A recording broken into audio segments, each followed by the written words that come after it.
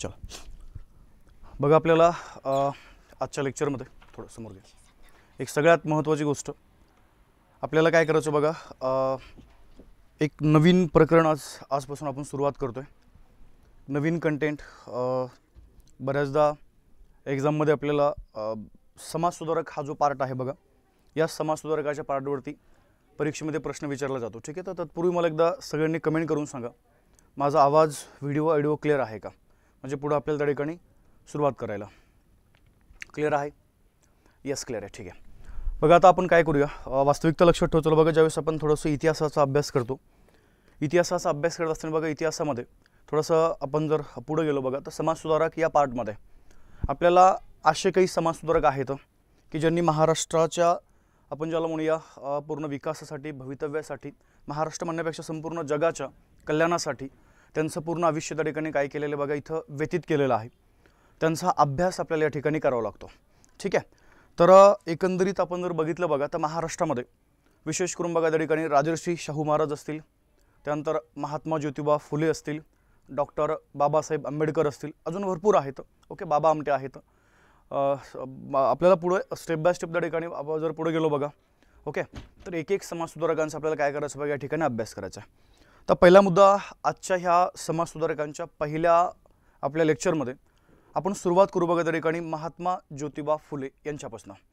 आता एक पहिला भाग लक्षात ठेवतो बघा, काय करा, समाजसुधारक आपल्याला जेही आपण समाजसुधारकांच्या बद्दल या ठिकाणी अभ्यास करणार आहोत, काही पर्टिक्युलर पॉईंट आहेत बघा, ते आपल्याला सोडायचे नाही आहे. म्हणजे ज्यावेळेस तुम्ही बघा एखाद्या समाजसुधारकांचा अभ्यास करता, तर पहिला भाग लक्षात ठेवतो, त्यांची आपल्याला जी कौटुंबिक माहिती आहे ती या ठिकाणी माहीत असणं आवश्यक आहे बघा. ठीक आहे, कौटुंबिक माहिती म्हणजे आता पहिला भाग आपण जर बघितलं बघा, मग या कौटुंबिक माहितीमध्ये मग त्यांचा जन्म असेल, त्यांचं बालपण असेल, किंवा त्या संदर्भात काही जर घटना असतील, किंवा बालवयामध्ये ते जे समाजसुधारक होते बघा, त्यांच्या मनावरती अशा काही घटना घडल्या असतील त्यांच्या त्या ड्युरेशनमध्ये, की त्या घटनेचा त्यांच्या मनावरती खूप खोलवर परिणाम झाला, आणि त्यामुळे मग त्यांना या ठिकाणी समाजकार्य करण्याची एक प्रेरणा जी आहे तिथून मिळाली.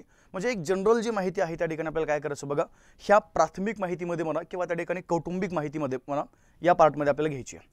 त्यानंतर दुसरा भाग आपल्याला काय करायचं माहिती आहे का, कोणतेही समाजसुधारक असू द्या, कौटुंबिक माहितीच्या नंतर तुम्हाला काय करायचं माहिती आहे का, त्यांची या ठिकाणी जी शैक्षणिक माहिती आहे ही त्या ठिकाणी आपल्याला काय करायची बघा, इथं कव्हर करायची आहे. उदाहरणार्थ बघा, आपण जर बघितलं महात्मा ज्योतिबा फुले असतील किंवा डॉक्टर बाबासाहेब आंबेडकर असतील, मग यांचं प्राथमिक शिक्षण, माध्यमिक शिक्षण, उच्च माध्यमिक शिक्षण जे काय असेल ते, ओके, पुढं पदव्युत्तर असेल किंवा पुढं त्यांचं जेवढे त्या ठिकाणी शैक्षणिक माहिती आहे ती काय करायची बघा, आपल्याला या भागामध्ये घ्यावं लागते. त्यानंतर तिसरा एक भाग लक्षात ठेवायचा बघा, समाजसुधारकांचा अभ्यास करताना हा तिसरा भाग सगळ्यात महत्त्वाचा आहे, आणि ते लक्षात ठेवायचं बघा, त्यांचं सामाजिक कार्य. आता पहिला एक भाग लक्षात ठेवायचा बघा, सामाजिक कार्याचा या ठिकाणी विचार करत असताना मग आता नेमकं त्या समाजसुधारकांनी महिलांसंदर्भात जे काही सामाजिक कार्य केले त्यांचा आपल्याला त्या ठिकाणी अभ्यास करावा लागतो. म्हणजे आता प्रत्येकाचं त्या ठिकाणी कार्य वेगळं आहे. मग काही समाजसुधारकांनी महिलांसंदर्भात काम केलेलं आहे, किंवा काही समाजसुधारकांनी जे काही अस्पृश्य समाज आहे बघा, त्या अस्पृश्य समाजामध्ये सुधारणा घडवून आणण्यासाठी काही कार्य केलेलं आहे. त्यानंतर काही समाजसुधारकांचा आपण जर विचार केला बघा, त्यांचं पूर्ण जे कार्य आहे हे त्या ठिकाणी अनाथ असतील, ठीक आहे, त्यानंतर बाकी इतर वृद्ध वगैरे असतील, या लोकांच्या कल्याणासाठी त्यांनी त्यांचं आयुष्य या ठिकाणी वेचलेलं आहे. म्हणजे पहिला एक भाग लक्षात ठेवू चला, त्यांचं जेवढं काही त्या ठिकाणी सामाजिक कार्य आहे इथं तुम्हाला अभ्यास करायचा बघा, या सामाजिक कार्याचा. त्याच्यानंतर पुढचा भाग लक्षात ठेवू चला बघा, जे समाजसुधारक ज्यांच्याबद्दल आपण या ठिकाणी चर्चा करणार आहोत, त्या समाजसुधारकांनी सामाजिक कार्य करताना कोणती एखादी संघटना स्थापन केली का, ती एक आपल्याला त्या ठिकाणी माहिती असणं आवश्यक आहे. त्यानंतर आपण जर बघितलं बघा, त्यांनी विशिष्ट करून एखादा समाज स्थापन केलाय का, तो एक आपल्याला त्या ठिकाणी माहिती असणं आवश्यक आहे. उदाहरणार्थ बघा, आपण जर महात्मा ज्योतिबा फुले यांच्याबद्दल जर बोललो, तर त्यांनी सत्यशोधक समाज त्या ठिकाणी स्थापन केलेला आहे. स्वामी दयानंद सरस्वती यांच्याबद्दल आपण जर बोललो बघा, तर त्यांनी त्या ठिकाणी आर्य समाज स्थापन केलेला आहे. त्यानंतर जेवढे काही त्या ठिकाणी समाजसुधारक आहेत, तर डॉक्टर B.R. आंबेडकर असतील, त्यांच्याबद्दल आपण जर बोललो बघा, ते त्यांचे राजकीय पक्ष आहेत, बहिष्कृत हितकारणी सभा आहे. म्हणजे एकंदरीत लक्षात ठेवतो, त्यांचा अभ्यास करताना त्यांनी स्थापन केलेल्या संघटना, समाज यांची पण आपल्याला या ठिकाणी माहिती असणं आवश्यक आहे. आणि त्यानंतर पुढचा भाग लक्षात ठेवतो, ज्यावेळेस तुम्ही त्यांचा पूर्णपणे अभ्यास करता, या अभ्यासामध्ये एक शेवटचा पार्ट असा असतो बघा, की समाजसुधारकांनी काही ग्रंथ लिहिलेत का, हा एक आपल्यासाठी महत्त्वाचा मुद्दा आहे. काही ग्रंथ आहेत, त्यानंतर काही पुस्तकं वगैरे असतील, हे त्या ठिकाणी तुम्हाला काय करायचं बघा, त्यांच्या त्या पुस्तकांचा, ग्रंथांचा ॲटलिस्ट नावं तरी आपल्याला माहीत असणं आवश्यक आहे. आणि त्या ग्रंथामध्ये पुढं काय दिले हे पण आपण पुढं एक ओझरता आपण त्या तिथं बघूया। परंतु पहिला मुद्दा एक लक्षात ठेव चला, ग्रंथ पुस्तकं यांची नावं तुम्हाला माहिती असणं आवश्यक आहे। त्यानंतर पहिला भाग लक्षात ठेव चला, कधी कधी काय होतं माहिती आहे का, जे समाजसुधारक आहेत त्यांच्या सामाजिक कामामुळं जे इतर प्रतिष्ठित त्या कालखंडामध्ये लोक होते बघा, त्यांनी काय केलं, त्या समाजसुधारकांना काही त्यांच्याबद्दल गौरवोद्गार काढले। म्हणजे बघा जसं इथं आपण जर बघितलं बघा, आता ज्यांच्याबद्दल आपल्याला माहिती घ्यायची महात्मा ज्योतिबा फुले, त्यांना कोणी महाराष्ट्राचे मार्टिन हिंदुस्थानचे मार्टिन ल्युथर किंग म्हणलेलं आहे, ओके, किंवा कोणी त्यांना त्या ठिकाणी सरळ सरळ आपण ज्याला म्हणूया अस्पृश्यांचे उद्गारगाती असं म्हणलेलं आहे। म्हणजे पहिला एक भाग लक्षात ठेव चला, आपण जर बघितलं बघा की त्यांच्याबद्दल जे गौरवोद्गार त्या ठिकाणी काढले गेलेत, त्या गौरवोद्गाराची पण त्या ठिकाणी आपल्याला या भागामध्ये माहिती घ्यायची आहे। म्हणजे पहिला भाग लक्षात ठेव चला, समाजसुधारकांचा अभ्यास करताना एवढे सर्व जे पार्ट आहेत हे आपले क्लिअर असणं आवश्यक आहे। दुसरा त्या ठिकाणी गौरवोद्गार, ठीक आहे। त्याचा पुढचा जर आपण भाग बघितला बघा, तर एखादे जे समाजसुधारक आहेत त्यांचा मृत्यू हा एक मेन मुद्दा आहे। मग मृत्यू कधी झाला, कोणत्या ठिकाणी झाला, ओके। कधी कधी काय होतं बघा, बरेचसे असे समाजसुधारक होते की मृत्यूनंतर त्यांची काही पुस्तकं प्रकाशित केली गेली, तेही त्या ठिकाणी तुम्हाला समजून घ्यायचं आहे, ठीक आहे। म्हणजे एक वास्तविकता आपण जर बघितलं बघा की समाजसुधारकांचा अभ्यास करत असताना या सर्व कंटेंटची या ठिकाणी आपल्याला माहिती असणं आवश्यक आहे बघा, ठीक आहे। अजून भरपूर माहिती आहे, फक्त एक ओझरती आपण काय केले, हे एवढे पॉईंट त्या ठिकाणी मी तुम्हाला देण्याचा प्रयत्न केलेला आहे। आपण काय करू बघा, आता आजच्या या सेशनमध्ये सुरुवात करू आपण त्यांना आपले पहिले समाजसुधारक ज्यांचं नाव लक्षात ठेव चला, महात्मा ज्योतिबा फुले। आता सुरुवात आपल्याला काय करायचं माहिती आहे का, महात्मा ज्योतिबा फुले यांचा जर आपल्याला त्या ठिकाणी अभ्यास करायचा आहे तर थोडंसं तुम्हाला त्यांच्या पाठीमागं म्हणजे जी वंशावळ आहे बघा, त्या वंशावळीकडे आपण त्या ठिकाणी जाण्याचा प्रयत्न करूया। तर पहिला भाग लक्षात ठेव चला बघा, इथं प्रथमतः एक सेटिबा हे जे आहेत, ओके, हे एक नाव त्या ठिकाणी लक्षात ठेव चला, जे त्या ठिकाणी महात्मा ज्योतिबा फुले यांचे आजोबा होते। त्यांना एकूण 3 मुलं, त्यापैकी पहिले आहेत बघा राणोजीराव, त्यानंतर 2 नंबर कृष्णाजीराव आणि त्यानंतर 3 नंबर लक्षात ठेव चला बघा गोविंदराव, ठीक आहे। आता आपल्याला अभ्यास करायचा आहे प्रॉपर महात्मा ज्योतिबा फुले यांचा, त्यामुळे आपल्याला फक्त काय करायचं माहिती आहे का, महात्मा ज्योतिबा फुले यांच्याशी संबंधित जे नावं आहेत फक्त आपण त्यांच्याबद्दल अभ्यास करू किंवा त्यांच्याबद्दल त्या ठिकाणी बोलूया। आता पहिला एक भाग लक्षात ठेव चला बघा, आपण जर बघितलं तर या ठिकाणी महात्मा ज्योतिबा फुले यांचे जे वडील आहेत ज्यांचं नाव लक्षात ठेव चला काय बघा गोविंदराव। आता त्यांची पत्नी या ठिकाणी चिमणाबाई, म्हणजे पहिला एक भाग लक्षात ठेव चला, गोविंदराव आणि चिमणाबाई यांना एकूण त्या ठिकाणी 2 मुलं, त्यापैकी पहिले आहेत ज्यांचं नाव लक्षात ठेव चला ज्योतिबा आणि सेकंड लक्षात ठेव चला बघा त्या ठिकाणी अजून एक आहेत राजाराम। आता एक आपण जर बघितलं बघा तर मग महात्मा ज्योतिबा फुले यांचा विवाह या ठिकाणी सावित्रीबाई यांच्याशी झाला। आता तो कधी झाला, ओके, मग पुढं डेट वगैरे जे आहे, ओके, किंवा सावित्रीबाई फुले कुठल्या होत्या, त्यांचं मूळ वगैरे ते पुढचा भाग आहे आपला, फक्त ही वंशावळ लक्षात ठेवा चला, ठीक आहे। त्यानंतर बघा महात्मा ज्योतिबा फुले यांचा विवाह त्या ठिकाणी सावित्रीबाई यांचे झालेला आहे आणि या दोघांना एक दत्तक पुत्र आहे बघा, ज्यांचं नाव त्या ठिकाणी लक्षात ठेव चला यशवंतराव। ही एक आपल्याला वंशावळ या ठिकाणी माहीत असणं आवश्यक आहे बघा, ठीक आहे। म्हणजे आपण जर बघितलं बघा, शेटीबाई यांच्या एकूण 3 मुलं आहेत, राणोजीराव, कृष्णाजीराव आणि त्या ठिकाणी गोविंदराव, ओके। गोविंदरावचा विवाह त्या ठिकाणी चिमणाबाई यांच्याशी, पुन्हा या दोघांना 2 अपत्य, एक आहे ज्योतिबा, सेकंड राजाराम। त्यानंतर बघा ज्योतिबा यांचा विवाह त्या ठिकाणी सावित्रीबाई यांच्याशी, त्यानंतर या दोघांना पुन्हा एक अपत्य आहे बघा, ज्यांचं नाव लक्षात ठेव चला यशवंतराव। ही वंशावळ त्या ठिकाणी आपल्याला या भागामध्ये माहीत असणं आवश्यक आहे।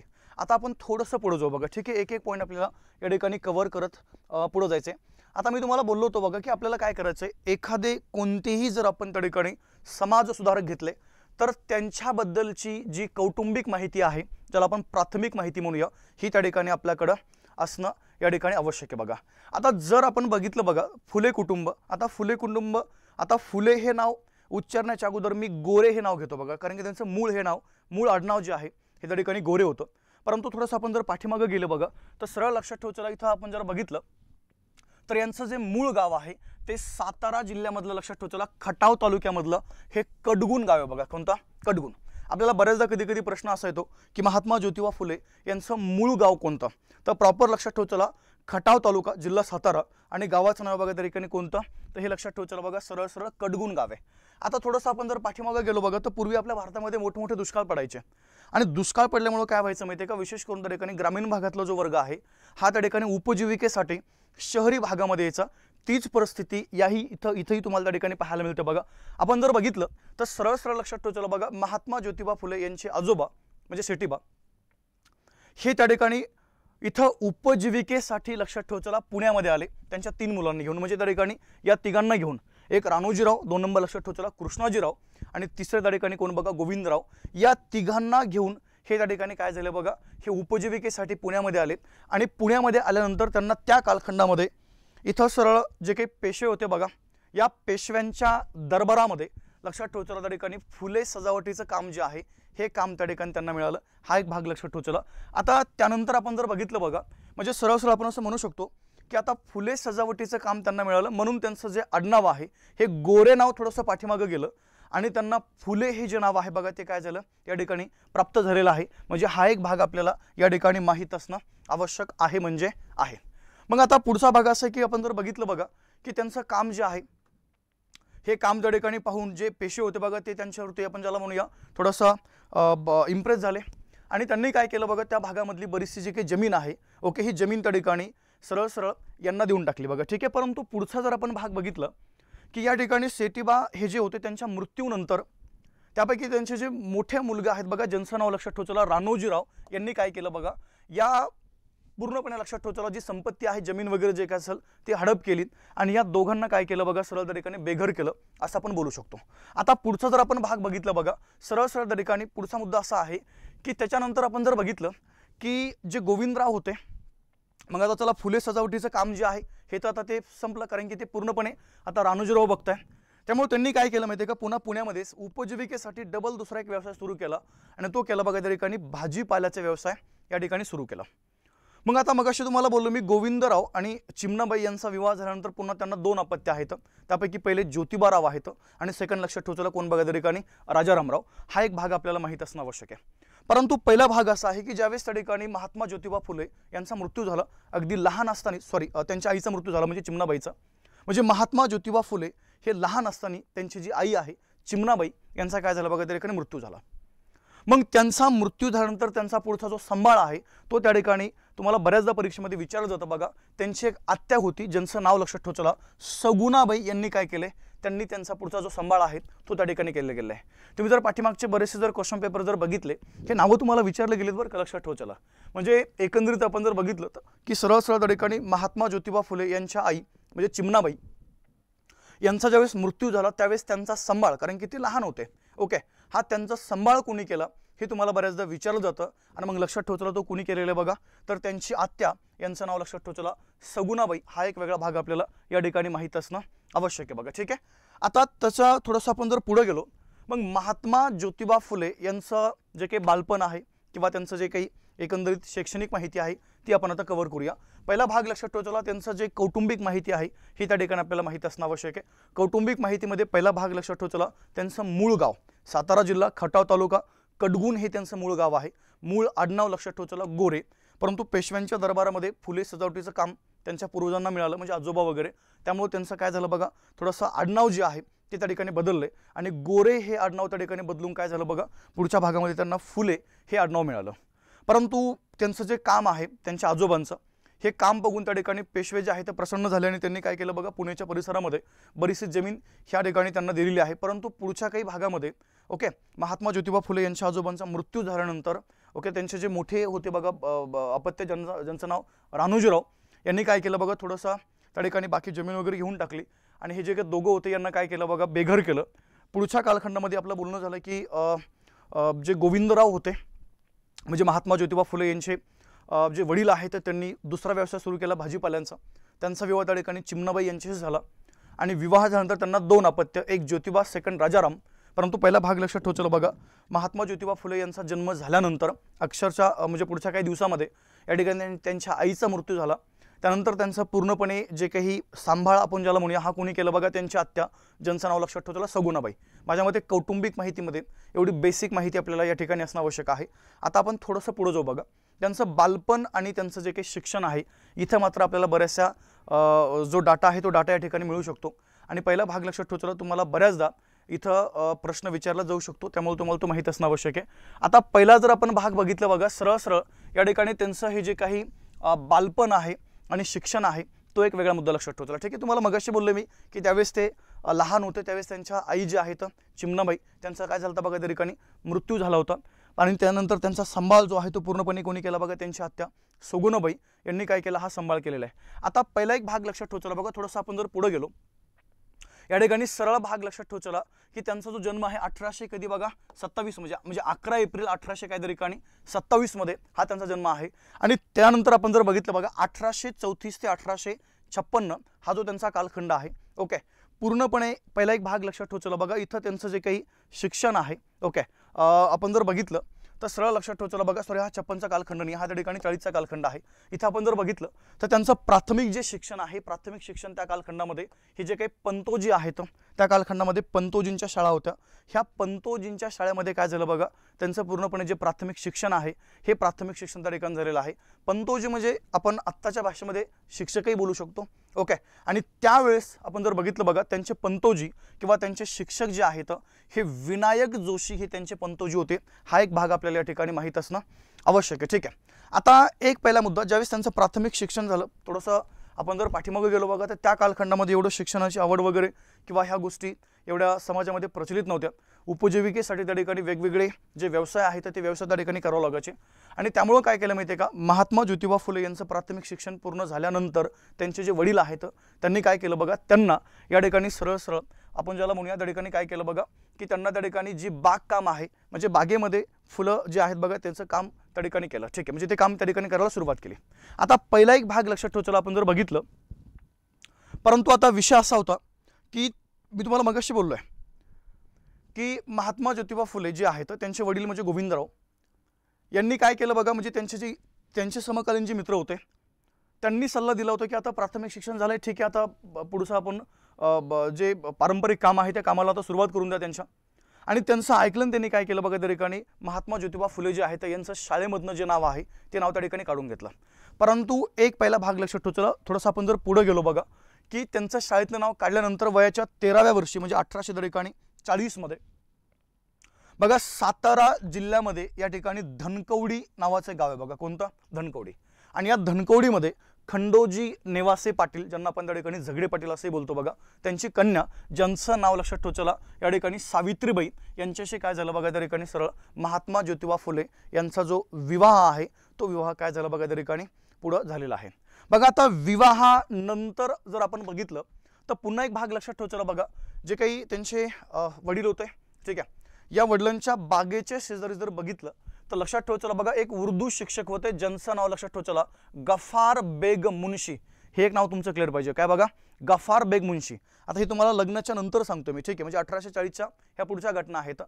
आता लग्नाच्या नंतर जे काही त्यांचे वडील होते बघा, वडिलांच्या बागेच्या शेजारी आपण जर बघितलं जे गोविंदराव आहेत त्यांचे वडील यांच्या बागेशेजारी राहणारे एक उर्दू शिक्षक गफार बेग मुन्शी आणि एक त्या ठिकाणी धर्मप्रचारक होते बघा ज्यांचं नाव लक्षात ठेव चला लिजिट साहेब। या दोघांनी काय केलं माहिती आहे का, त्या ठिकाणी गोविंदराव यांना सांगितलं की तुम्ही यांचं जे शिक्षण आहे जे बंद केले ते बंद नका करू, पुन्हा काय करा बघा त्या ठिकाणी ते शिक्षण आपण ज्याला म्हणूया या ठिकाणी सुरू करा। ठीक आहे, आता पहिला भाग लक्षात ठेव चला बघा काय झालेलं आहे, हा सल्ला त्या ठिकाणी इथं तो दिल्यामुळे त्यांनी काय केलं बघा, पुन्हा एकदा महात्मा ज्योतिबा फुले यांचं जे शिक्षण आहे ते शिक्षण पुन्हा त्या ठिकाणी कंटिन्यू केलं।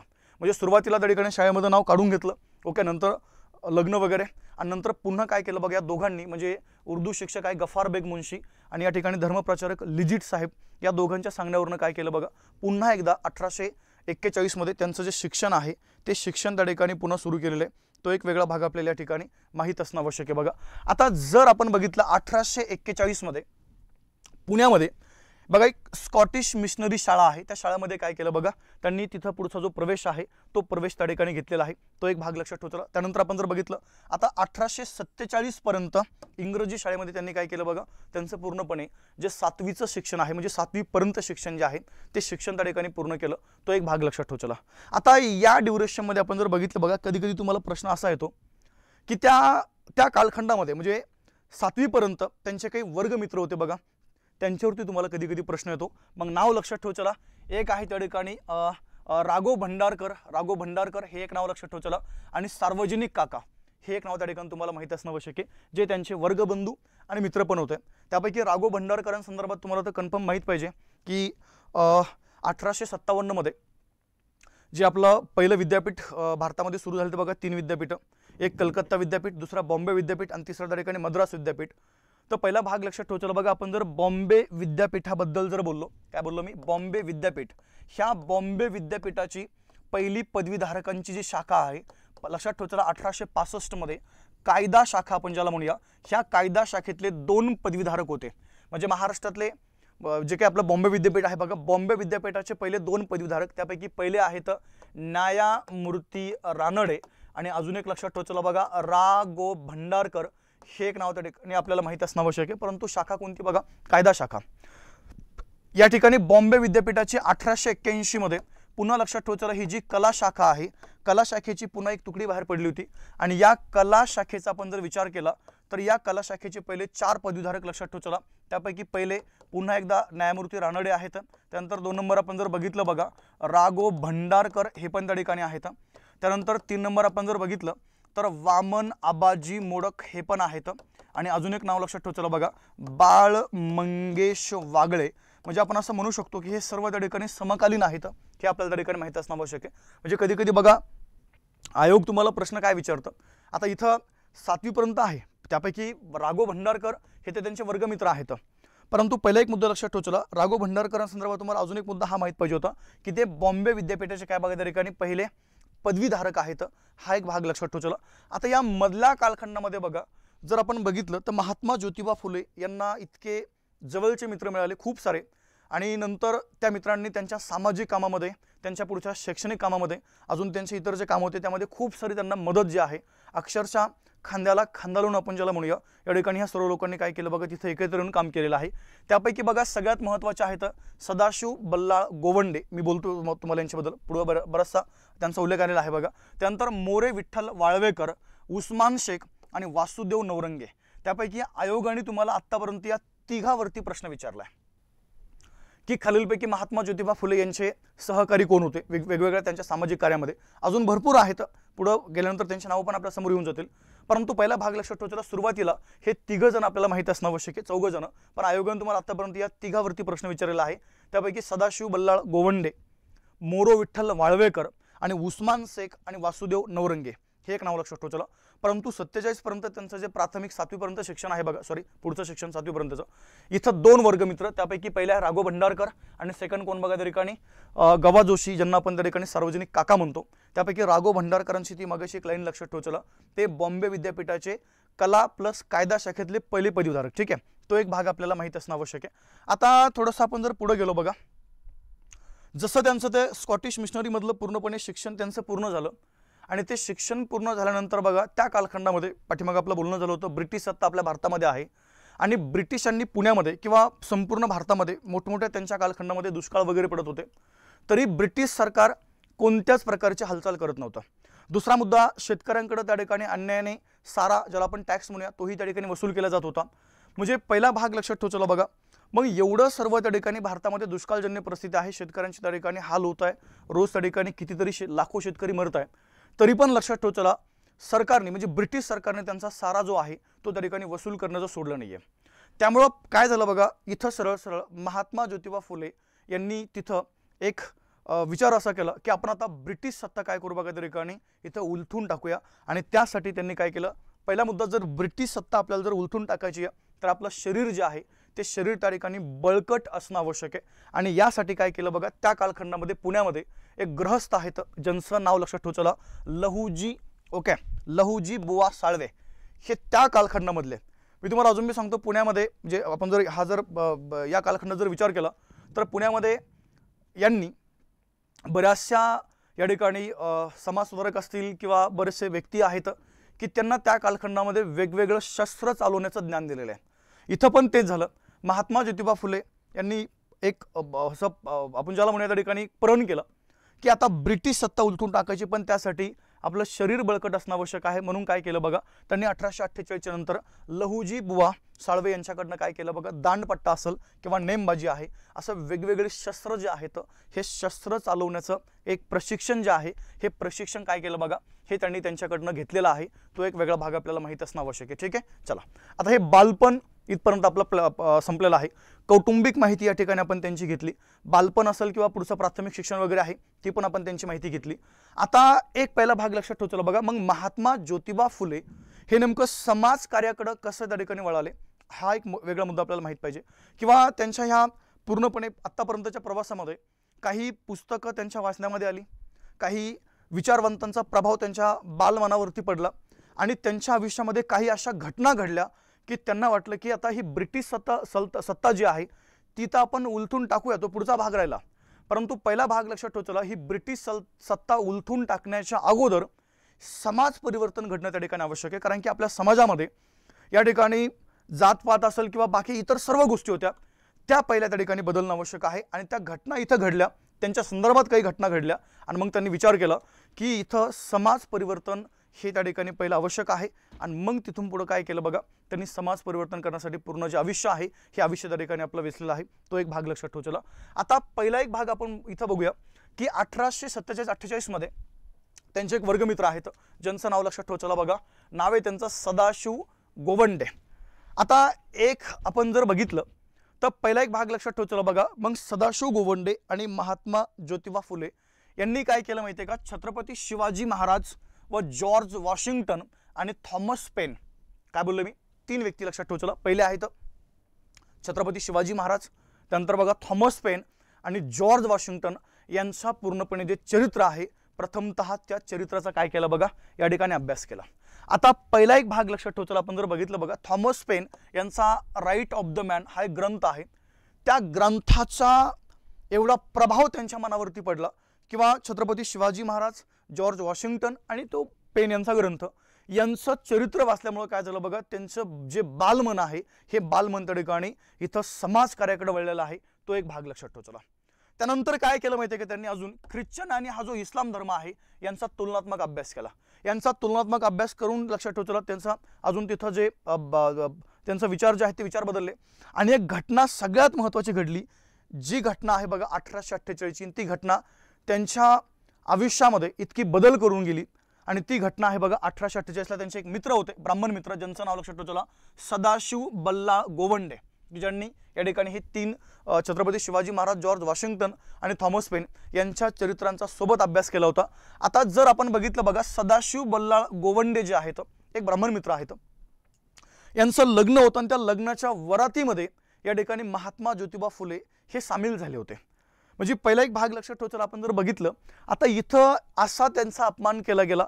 सरळ लक्षात ठेव चला बघा, ते वरातीमध्ये चालत असताना इतर जे काही त्या ठिकाणी लग्नामध्ये येणारी मंडळी होते त्यांनी सरळ सरळ सांगितलं की हे शूद्र आहेत आणि शूद्र असून तुम्ही आमच्यासोबत ह्या वरातीमध्ये कसं चालताय. ही जी घटना आहे ही घटना त्यांच्या मनावरती इतकी परिणाम करून गेली आणि त्यांना एक गोष्ट कळाली की जर इथं असं आहे, जर शहरी भागामध्ये म्हणजे पुण्यासारख्या ठिकाणी जर असं त्या ठिकाणी होत आहे, तर लक्षात ठेव चला पूर्ण समाजामध्ये नेमकं समाजाची आत्ता सध्याची स्थिती काय असू शकते. आणि इथून त्यांनी काय केलं बघा, त्या ठिकाणी सरळ सरळ जे समाजकार्य आहे बघा, ते समाजकार्य काय केलं त्या ठिकाणी इथं आपण ज्याला म्हणूया त्या ठिकाणी ते करण्याचा प्रयत्न केलेला आहे. बघा पहिला एक भाग लक्षात ठेव चला. अजून जर थोडंसं आपण पुढे गेलो बघा, तर महात्मा ज्योतिबा फुले यांना या ड्युरेशनमध्ये 7वी पर्यंत शिक्षण वगैरे झालेलं आहे, त्यामुळे लिहिता वाचता प्रॉपर येत होतं. अजून त्यांच्या मनावरती कोणत्या कोणत्या घटनेचा परिणाम झाला हे तुम्हाला मी सांगतोय. त्यापैकी तीन घटना आपल्या झाल्यात. पहिली घटना छत्रपती शिवाजी महाराज, थॉमस पेन आणि या ठिकाणी जॉर्ज वॉशिंग्टन यांचं चरित्र. दुसरी घटना लक्षात ठेव चला, काय बघा त्या ठिकाणी ख्रिश्चन आणि इस्लाम धर्माचा या ठिकाणी विश्लेषणात्मक अभ्यास. आणि तिसरी घटना हे लग्नामधला जो सीन आहे ओके, सदाशिव बल्लाळ गोवंडे यांचा सीन, तो एक लक्षात ठेव चला. ठीक आहे, काय म्हणतात शूद्र म्हणजे काय, शूद्र म्हणजे त्या कालखंडामध्ये बघा आपण त्यांना अस्पृश्य असंही बोलू शकतो. ठीक आहे, चला इकडे लक्ष द्या. आता ही 3 घटना, अजून एक घटना लक्षात ठेव चला बघा. आता इथं थॉमस पेन यांचा ग्रंथ पण तुम्हाला बऱ्याचदा विचारला गेला, राईट ऑफ द मॅन हा ग्रंथ तुम्हाला बऱ्याचदा त्या ठिकाणी एक्झाममध्ये विचारला गेला आहे, त्यामुळे तुम्हाला तो माहीत असणं आवश्यक आहे. बघा आता तिसरी घटना कोणती, आपण जर बघितलं बघा तर महात्मा ज्योतिबा फुले यांना लिहिता वाचता येत होतं आणि त्या कालखंडामध्ये म्हणजे जे काही फुले ज्या ठिकाणी राहत होते बघा त्या परिसरामध्ये काही कबीरपंथीय साधू यायचे बघा.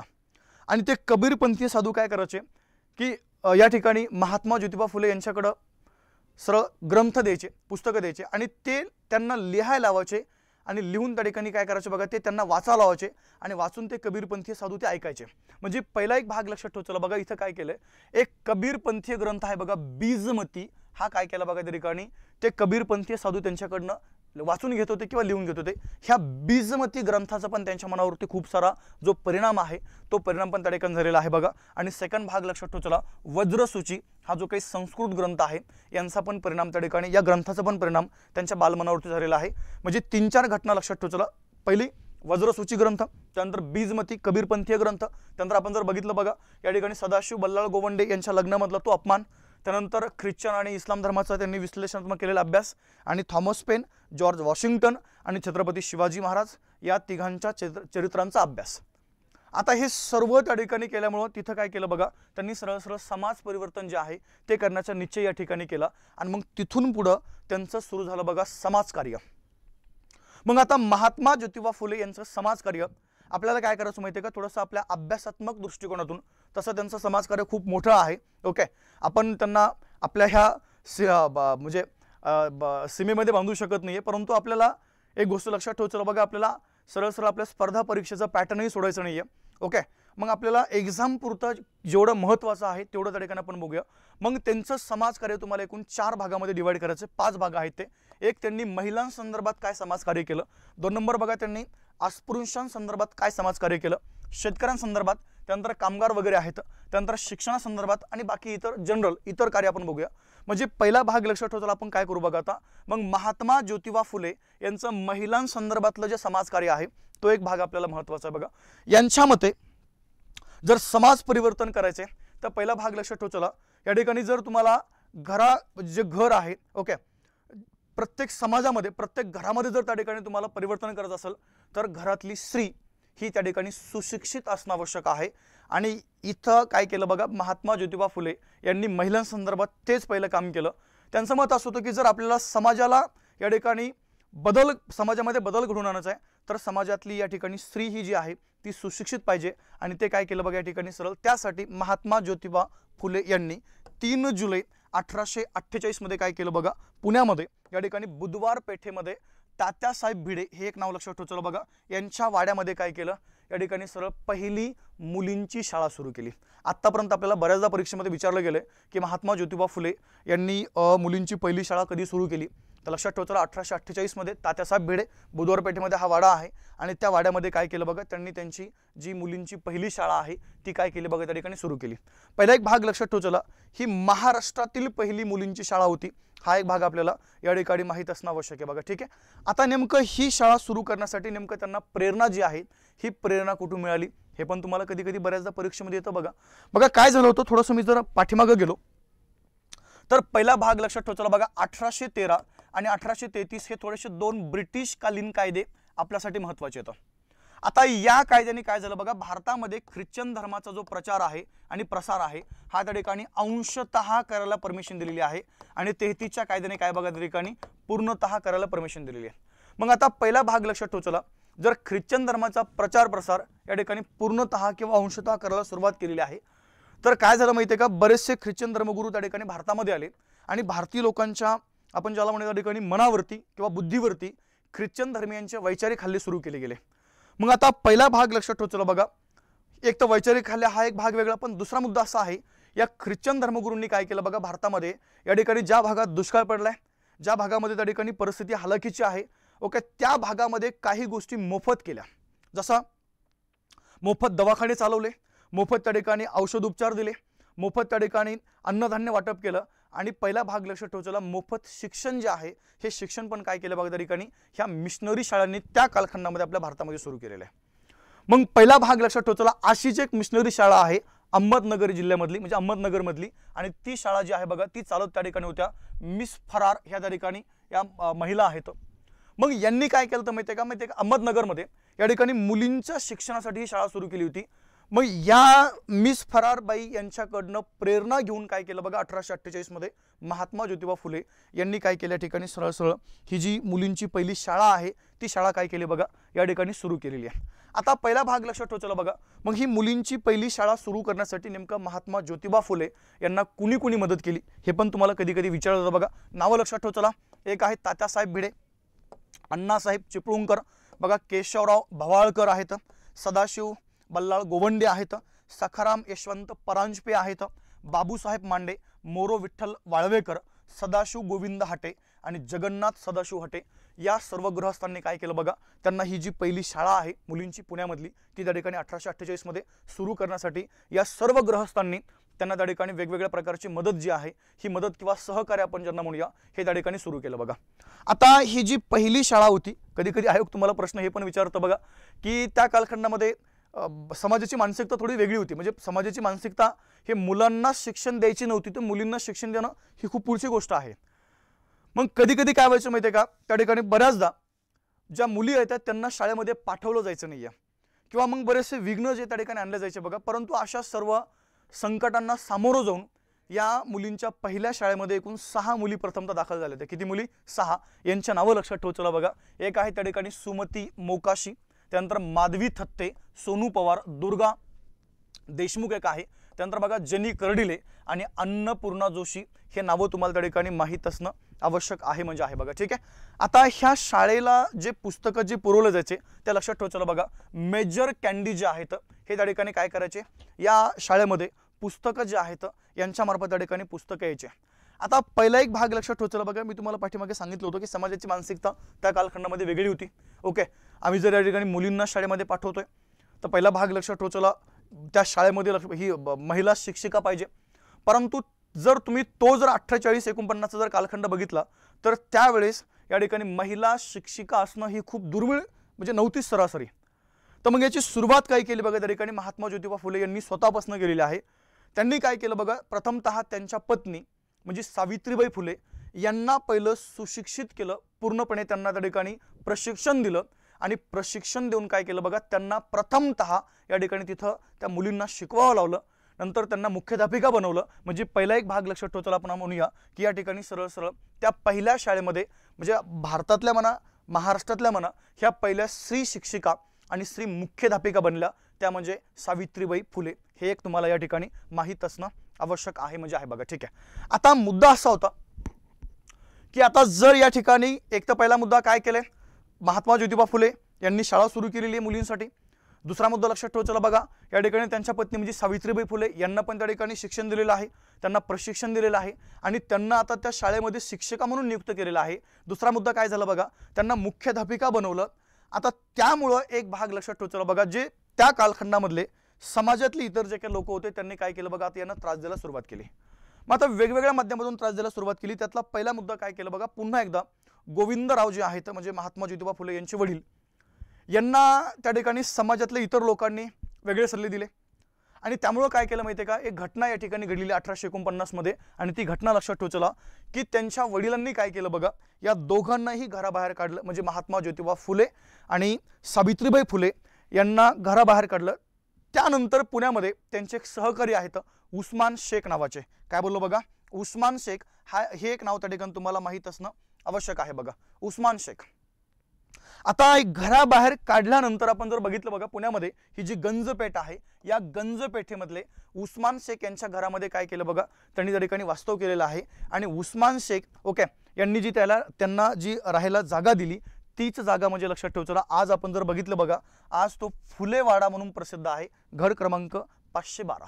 ओके, म्हणजे हा एक वेगळा मुद्दा आपल्याला या ठिकाणी माहीत असणं आवश्यक आहे बघा. ठीक आहे. आता पुढचा भाग आपण जर बघितलं बघा, तर समाजाकडून होणारा त्रास किंवा वडिलांनी जे घराच्या बाहेर काढले तो एक वेगळा मुद्दा, शाळा चालवण्यासाठी असणारा खर्च वगैरे बऱ्याचशा गोष्टी होत्या.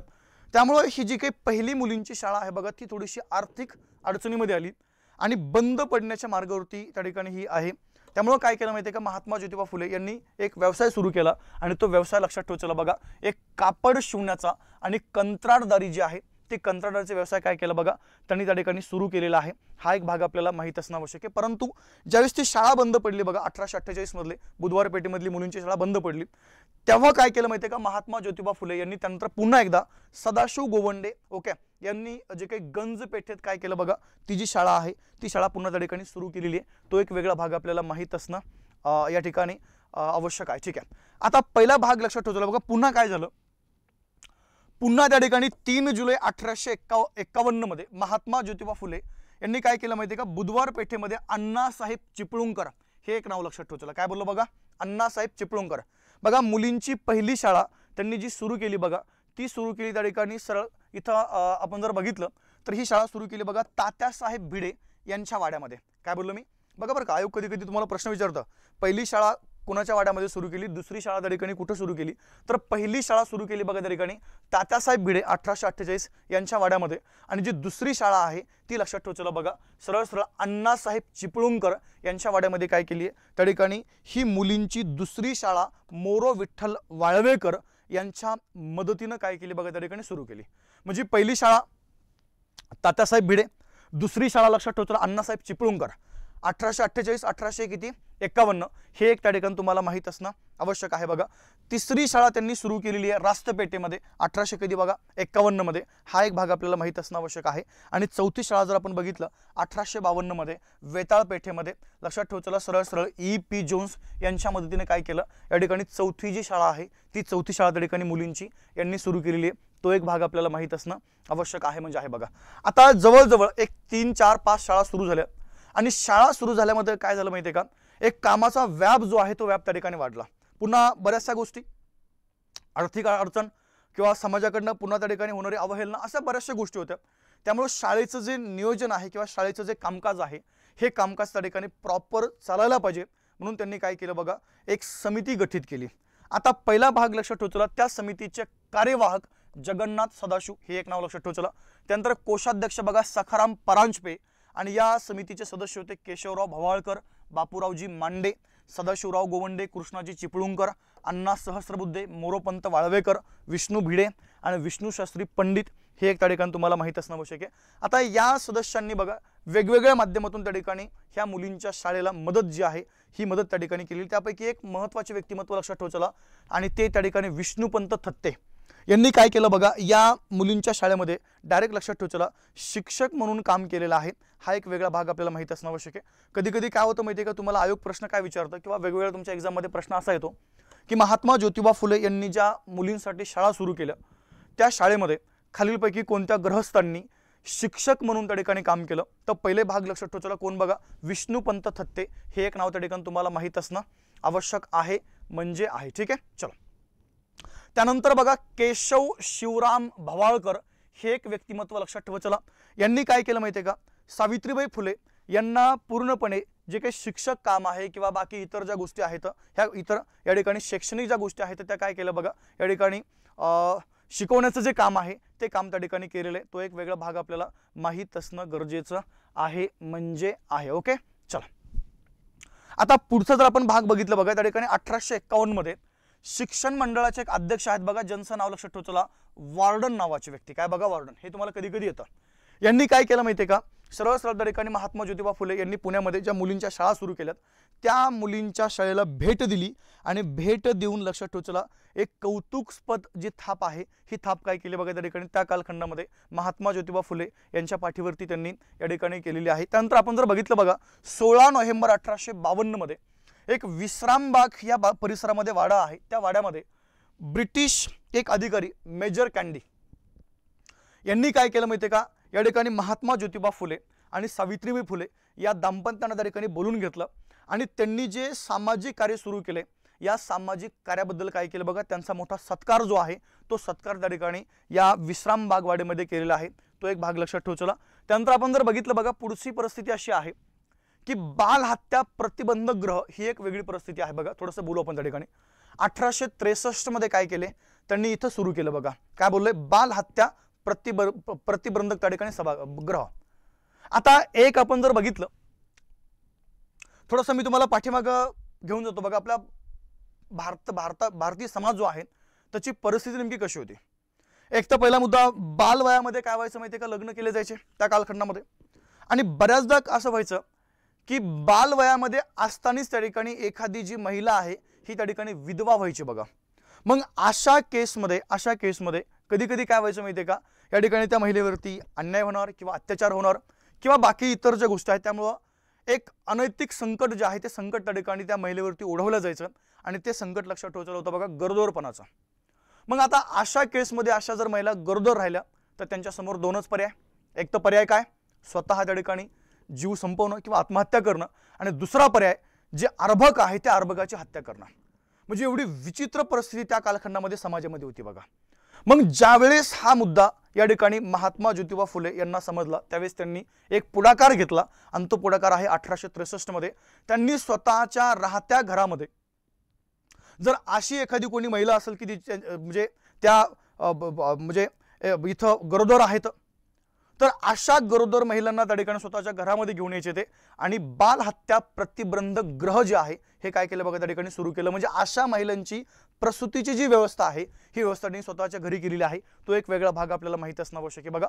ओके, 1863 मध्ये बाल हत्या प्रतिबंधक सभागृह आपण ज्याला म्हणूया हा एक त्या ठिकाणी सुरू केलेला आहे. पहिला एक भाग लक्षात ठेवायचा बघा, हे महाराष्ट्रातलंच नाही आहेत तर भारतामध्ये अजून असं कोणी केलं नव्हतं. म्हणजे भारतातलं पहिलं आपण ज्याला म्हणूया हे त्या ठिकाणी बाल हत्या प्रतिबंधक गृह जे आहे हे त्या ठिकाणी 1863 मध्ये काय केलंय, महात्मा ज्योतिबा फुले यांनी काय केलं बघा त्या ठिकाणी सुरू केलेला आहे. तो एक भाग लक्षात ठेवायचा. बरं, अजून एक काय केलं माहितीये का, पंढरपूरमध्ये, सोलापूरमधलं पंढरपूर, अजून एक असं एक ग्रह त्यांनी सुरू केलं बघा.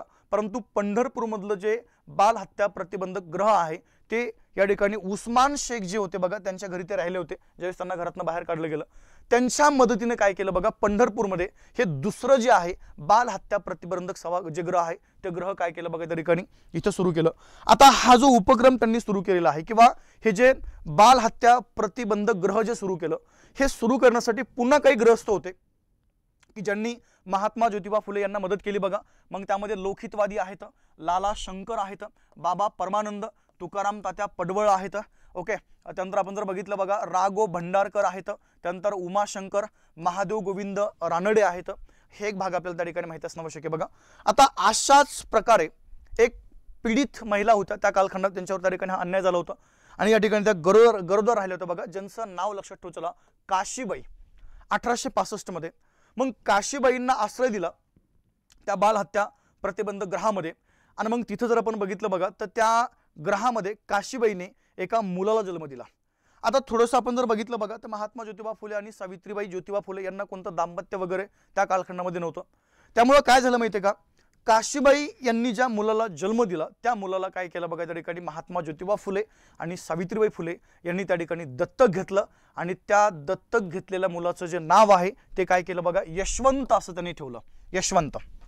आज जर आपण बघितलं बघा ते दत्तक घेतलेले यशवंत म्हणजेच लक्षात ठेवायचं या ठिकाणी डॉक्टर यशवंत फुले आजचे. म्हणजे ठीक आहे, हा एक वेगळा पॉईंट आपल्याला या ठिकाणी माहीत असणं आवश्यक आहे. तुम्हाला कधी कधी प्रश्न येतो बघा की महात्मा ज्योतिबा फुले आणि सावित्रीबाई फुले यांनी जे किंवा या दाम्पत्याने ज्यांना दत्तक घेतलं, दत्तक मुलाचं नाव काय, तर पहिला भाग लक्षात ठेवायचं बघा, त्यांचं नाव आहे त्या ठिकाणी काय, यशवंत.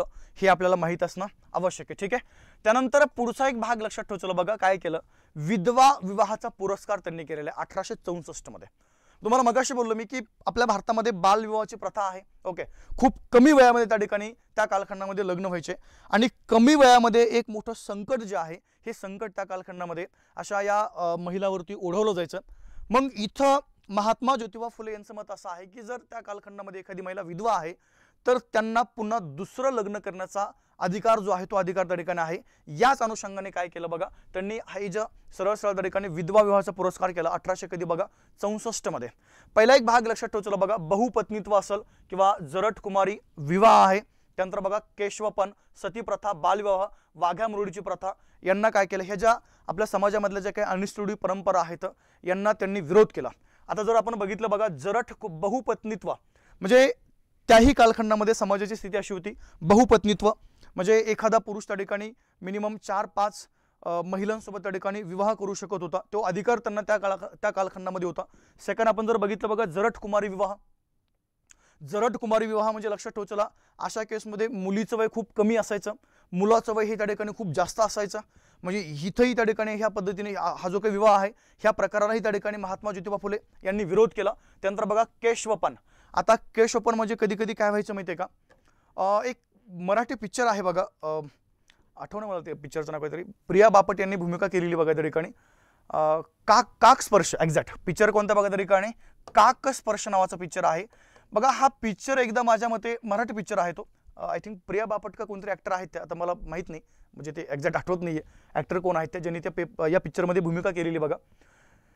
केशवपन म्हणजे बघा एखाद्या महिलेचं लग्न झालेलं आहे आणि त्या केसमध्ये जर त्या महिलेचा पती जर या ठिकाणी एक्सपायर झाला तर तिला दुसरं लग्न करण्याचा अधिकार तर नव्हताच, तो भाग सोडा, परंतु तिला त्या ठिकाणी तिचे केशवपन म्हणजे डोक्यावरले केस सगळे काढून टाकावं लागायचे. म्हणजे पहिला भाग लक्षात ठेवायचा, अशा परिस्थितीमध्ये त्या महिलेला तिचं पुढचं जीवन जे आहे ते व्यतीत करावं लागायचं बघा.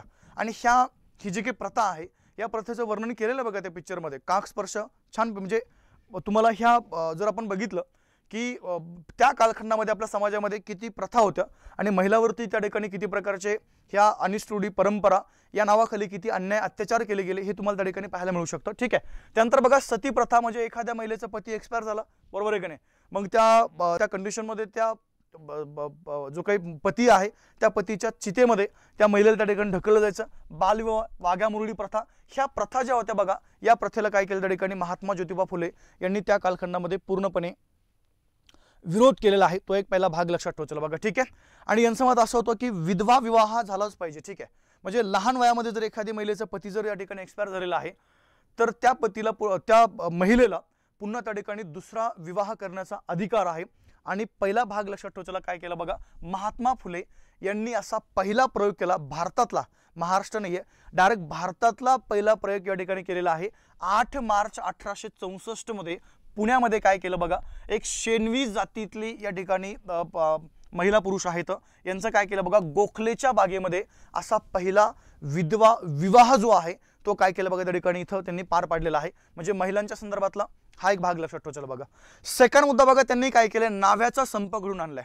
आता तुम्हाला मगाशी बोललो मी, केशवपन ही जी प्रथा आहे, म्हणजे एखाद्या महिलेचा पती एक्सपायर झाल्यानंतर तिला मगाशी बोललो मी डोक्यावरचे केस वगैरे काढावं लागायचे. म्हणजे त्याचा पाठीमागे उद्देश होता की तिला पूर्णपणे विद्रूप करणं. मग आता हे डोक्यावरले केस काढण्याचं काम कोण करायचं त्या ठिकाणी, नावी करायचे. मग महात्मा ज्योतिबा फुले यांनी काय केलं माहिती आहे का, त्या कालखंडामध्ये नाव्याचा एक संप घडून आणला आणि आम्ही आता हे काम करणार नाहीये अशा प्रकारचा हा त्या ठिकाणी संप आहे. ओके. आणि हा संप बघा तळेगाव डमलेरे या ठिकाणी 1865 मध्ये त्यांनी काय केलं बघा, ह्या केशवपन प्रथा जी आहे या प्रथेच्या विरुद्ध हा संप जो आहे तो संप त्या ठिकाणी घडून आणलेला आहे 1865 मध्ये. तो एक भाग लक्षात ठेवा. त्यानंतर बघा वाघ्या मुरळी प्रथा, मी तुम्हाला पाठीमागे बोललो बघा, वाघ्या मुरळी म्हणजे विशेष करून त्या ठिकाणी हे खंडोबाचे भक्त आहेत. वाघ्या जो पुरुष आहे त्याला वाघ्या बोललं जायचं आणि जी मुरळी आहे बघा महिलाला त्या ठिकाणी मुरळी बोललं जायचं. अजून तुम्हाला एक मराठी मूवी सांगतो बघा मी, आपले त्यांचं नाव आठवत नाही मला, ॲक्टर ते खूप मोठे ॲक्टर आहेत, ते थोडं पिक्चर जास्त बघत नसल्यामुळे असं लवकर नाव क्लिक होत नाहीये. जोगवा पिक्चर आहे बघा, कोणता जोगवा, मला वाटतं उपेंद्र लिमये असं काहीतरी ॲक्टरचं नाव आहे त्यांचं. ठीक आहे. जोगवा पिक्चर आहे, त्या पिक्चरमध्ये तुम्हाला वाघ्या मुरळी यांच्याबद्दलची पूर्णपणे जी स्थिती आहे ती स्थिती त्या ठिकाणी समाजामधली आपल्याला पाहायला मिळते बघा. ठीक आहे. मग पहिला भाग लक्षात ठेवा, ह्या प्रथेला काय केलं माहिती आहे का, त्या ठिकाणी सरळ सरळ आपण ज्याला म्हणूया त्यांनी विरोध केलेला आहे. म्हणजे इथं काय व्हायचं माहिती आहे का, अशा केसमध्ये वाघ्या मुरळी या दोघांचंही लग्न खंडोबा या देवासोबत लावलं जायचं आणि एकदा का त्या खंडोबा देवासोबत त्यांचं लग्न झालं नंतर त्यांना पुन्हा लग्न करण्याचा अधिकार नव्हता. मग अशा केसमध्ये चला ठीक आहे पुरुषांचं धकून जायचं, परंतु ज्या महिला आहेत तर त्यांचं मात्र जीवन जे आहे हे पुढचं खूप कष्टदायक होतं. आणि ह्या प्रथेविरुद्ध या ठिकाणी काय केलं बघा, महर्षी विठ्ठलरामजी शिंदे त्यांचं पण खूप मोठं कार्य आहे या वाघ्या मुरळी प्रथेविरुद्ध. आणि त्यानंतर आपण जर बघितलं बघा की महात्मा ज्योतिबा फुले यांनी पण काय केलं माहिती आहे का, ही जी प्रथा आहे या प्रथेला त्या ठिकाणी त्यांनी विरोध केला. त्यानंतर बघा वाघ्या मुरळी यांच्या आयुष्यामध्ये काही आमूलाग्र बदल त्यांनी घडवण्याचा प्रयत्न केलेला आहे. तो एक वेगळा भाग आपल्याला या ठिकाणी माहीत असणं आवश्यक आहे. आणि महिलांसंदर्भात, पीडित महिलांसंदर्भात, त्यानंतर अत्याचारग्रस्त महिलांच्या संदर्भात, वाघ्या मुरळी संदर्भात, मुलींच्या शिक्षणासंदर्भात, महिलांच्या शिक्षणासंदर्भात एवढं कार्य त्या ठिकाणी काय केलं बघा महात्मा ज्योतिबा फुले यांनी. अजून भरपूर मोठं कार्य आहे ते, पण आपण आपल्या एक्झामचा विचार करतोय. ओके. त्या अनुषंगाने मी तुम्हाला आपल्या एक्झाम ओरिएंटेड फक्त मला इथं डिलिव्हर कसं करता येईल तेवढंच त्या ठिकाणी आपण बघतोय. हे सर्व त्यांनी कार्य केल्यामुळे काय झालं माहिती आहे का, त्यांना या ठिकाणी सरळ सरळ स्त्रियांचे पहिले उद्गारक किंवा उद्गारगाते किंवा कैवारी असं बोलायचंय. हा एक भाग लक्षात ठेवा. ठीक आहे. जर तुम्हाला एक्झाममध्ये असं जर प्रश्न विचारला की खालीलपैकी स्त्रियांचे पहिले कैवारी किंवा स्त्रियांचे पहिले त्या ठिकाणी उद्गारगातक कोण आहेत, तर आपलं उत्तर पाहिजे बघा महात्मा ज्योतिबा फुले हे त्या ठिकाणी आहेत. हा एक भाग लक्षात ठेवा. ठीक आहे. म्हणजे स्त्रियांच्या संदर्भात त्यांनी आतापर्यंत जेवढं कार्य केलं ते आपण त्या ठिकाणी बघितलेलं आहे बघा. आता महात्मा ज्योतिबा फुले यांचं पुढचं कार्य ते आहे बघा त्या ठिकाणी अस्पृश्यांच्या संदर्भात. अस्पृश्य, आता मी तुम्हाला थोडंसं जरा प्राचीन इतिहासामध्ये घेऊन जातो. अस्पृश्य कोणाला म्हणायचंय, तसा पर्टिक्युलर असे अस्पृश्यांची कोणती डेफिनेशन नाहीये, परंतु बघा एक पहिला माझा भाग लक्षात ठेवतो. आपण जर प्राचीन भारतामध्ये गेलो तर प्राचीन भारतामध्ये सरासरी पहिला भाग आत्ताचा आपण जर विचार केला बघा तर प्राचीन भारतामध्ये भारताची विभागणी ही 2 भागामध्ये केली गेली होती. किती भागामध्ये बघा 2. त्यातला पहिला जो भाग आहे हे नर्मदा नदीच्या उत्तरेकडला भाग ज्याला आपण त्या ठिकाणी आर्यव्रत म्हणूया आणि साऊथ कडला म्हणजे त्या ठिकाणी कोणता बघा दंडकारण्य. काय बोललो मी दंडकारण्य. आणि इथं जर आपण बघितलं या दोन्ही पण भागामध्ये म्हणजे दंडकारण्यामध्ये थोडीशी प्रथा कमी होती परंतु या आर्यव्रतमध्ये एकूण त्या कालखंडामध्ये 16 राज्य ज्याला आपण त्या ठिकाणी 16 त्या कालखंडातले महाजनपद म्हणू बघा. काय त्या ठिकाणी महाजनपद. मग या महाजनपदामध्ये काय व्हायचं माहितीये का त्या ठिकाणी आपण जर बघितलं तर वास्तविकतेमध्ये एक पहिला भाग लक्षात ठेवा. चला हा जो कालखंड आहे म्हणजे तसा वैदिक संस्कृतीचा कालखंड वैदिक संस्कृती आणि या वैदिक संस्कृतीमध्ये म्हणजे वास्तविकता आपण तिला आर्य संस्कृती म्हणूया पण त्या आर्य संस्कृतीच्या कालखंडामध्ये वेदांची निर्मिती झाल्यामुळे आपण तिला वैदिक संस्कृती म्हणतो. त्यामध्ये ऋग्वेद हा एक मोठा ग्रंथ आहे आणि त्या ऋग्वेदाच्या या ठिकाणी 10व्या मंडलामध्ये आय थिंक या ठिकाणी समाजाची जी चातुर्वर्ण व्यवस्था आहे बघा त्या चातुर्वर्ण व्यवस्थेचा उल्लेख जो आहे तो तुम्हाला या मंडलामध्ये पाहायला मिळतो. 4 वर्ण जे आहेत 4 वर्ण निर्माण केले गेले. त्यातला पहिला जो वर्ण आहे बघा या ठिकाणी ब्राह्मण वर्ण. ओके. त्यानंतर आपण जर बघितलं बघा दुसरा आहे त्या ठिकाणी क्षत्रिय वर्ण. त्यानंतर तिसरा जर आपण बघितलं बघा तो आहे वैश्य वर्ण आणि चौथा वर्ण लक्षात ठेवतो तो म्हणजे कोणता बघा शूद्र वर्ण. मग आता पहिला भाग ब्राह्मण वर्णाचं कार्य त्या कालखंडाबद्दल बोलतो मी. हे होतं धार्मिक कार्य धार्मिक विधी संपन्न करणे. क्षत्रियांचं कार्य होतं बघा त्या ठिकाणी प्रशासन चालवणं युद्ध करणं प्रजेचं संरक्षण करणं. वैश्यांचं कार्य आहे बघा त्या ठिकाणी म्हणजे आत्ताच्या कंडिशनमध्ये आपण जर बघितलं तर 12 बलुतेदार 18 आलुतेदार हे त्या ठिकाणी सरळ कशामध्ये यायचे बघा म्हणजे शेतकरी चांभार कुंभार माळी साळी जे आहेत हे त्या ठिकाणी कशामध्ये या वैश्य वर्णामध्ये. आणि सेकंड एक वर्ण आहे बघा तो त्या ठिकाणी सर्वात 4थ्या क्रमांकाचा आहे तो म्हणजे शूद्र वर्ण. यांच्याकडे जे कार्य आहे हे थोडक्यात आपण ज्याला म्हणूया गावाची स्वच्छता करणे किंवा महाजनपदामध्ये जे काही स्वच्छतेचं काम आहे हे त्या कालखंडामध्ये त्यांच्याकडे दिलं गेलं होतं. म्हणजे पहिल्यापासून आपण जर बघितलं तर या ठिकाणी शूद्र वर्णांना हे थोडंसं त्याही कालखंडामध्ये हे अशा प्रकारचं कार्य होतं बघा. नंतरचा पुढचा जर आपण भाग बघितला की इथं सरळ सरळ भाग लक्षात ठेवतो नंतर आपण त्यांना अस्पृश्य असंही बोलू शकतो. आता एक पहिला जर आपण भाग बघितला बघा विशेष करून त्या ठिकाणी पुण्यामध्ये ह्या अस्पृश्य समाज जो आहे त्यांना त्या ठिकाणी खूप वाईट जी वागणूक आहे ती वाईट वागणूक त्या ठिकाणी दिली जायची बघा. आणि ह्या कुठंतरी गोष्टीचा एक खंत जी आहे ही खंत त्या ठिकाणी पहिल्यापासून महात्मा ज्योतिबा फुले यांच्या मनावरती त्या ठिकाणी होती बघा.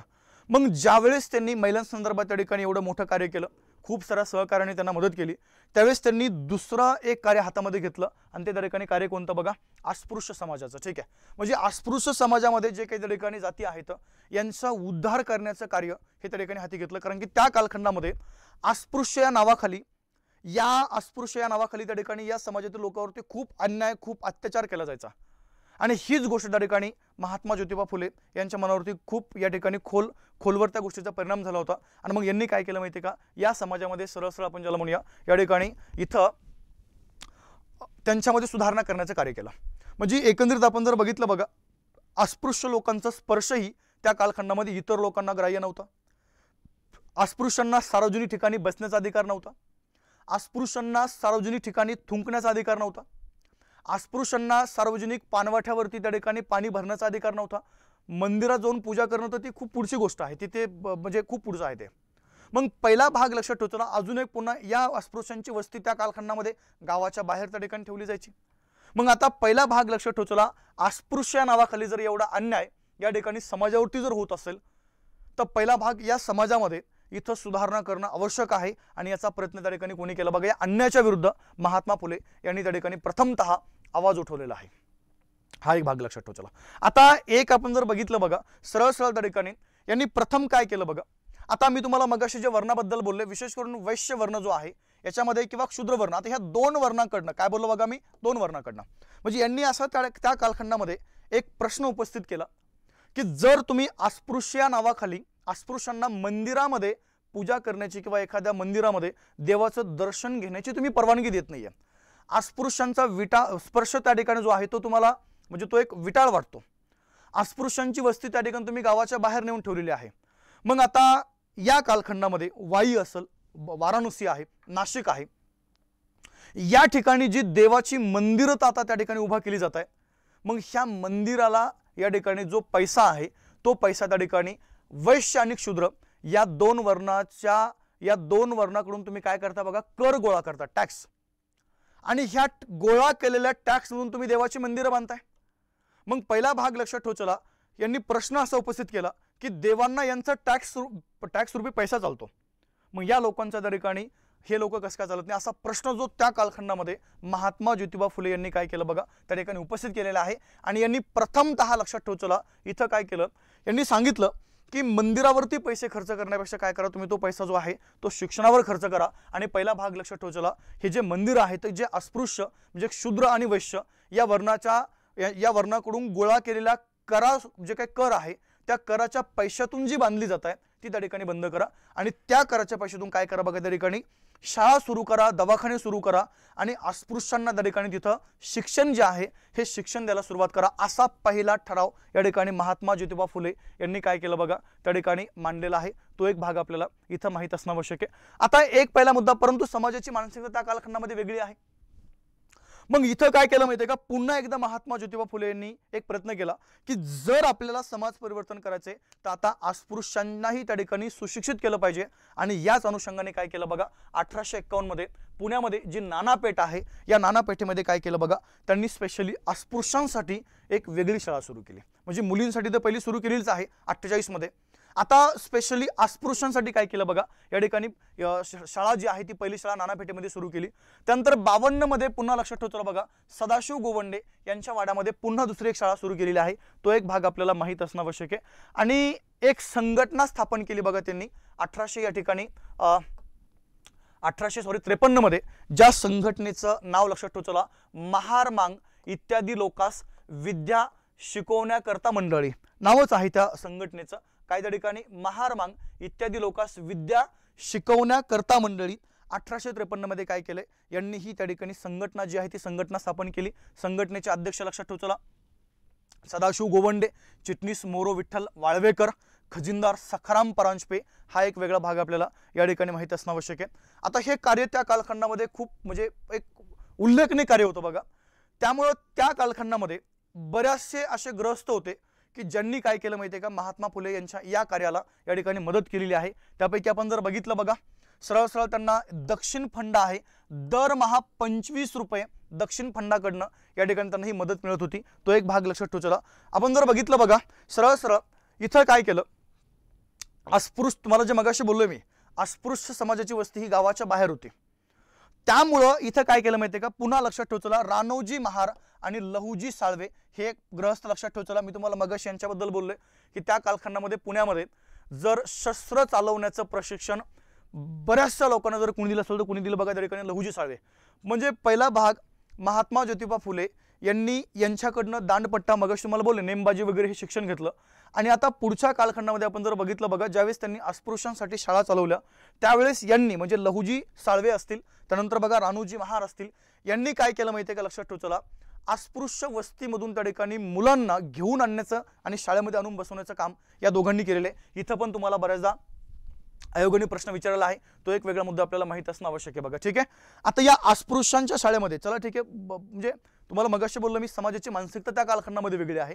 मग आता अस्पृश्यांच्या शाळेमध्ये शिक्षक मिळवणं किंवा तिथं शिक्षक म्हणून त्या ठिकाणी कोणाला उभा करणं म्हणजे शिक्षक मिळणंच पॉसिबल नव्हतं, पण तरी लक्षात ठेव चला त्या कालखंडामध्ये काही ग्रहस्थ आहेत की ज्यांनी काय केलं बघा, या अस्पृश्यांच्या शाळेमध्ये शिक्षक म्हणून काम केलेलं आहे। नावं लक्षात ठेव चला, रामचंद्र मोरेश्वर, विष्णू मोरेश्वर आहेत, राघोबा सखोराम, धुराजी चांभार आहे, विठोजी बापूजी विनायक गुणे, धोंडो सदाशिव आणि चला ठीक विनायक गुणे, हे नावं जे आहेत ज्यांनी काय केलं बघा, या अस्पृश्यांच्या त्या शाळेमध्ये शिक्षक म्हणून त्या ठिकाणी काम केलेलं आहे। पुन्हा दुसरा मुद्दा तुम्हाला मगाशी बोललो मी की अस्पृश्य या नावाखाली भरपूर अन्याय या ठिकाणी होत होता।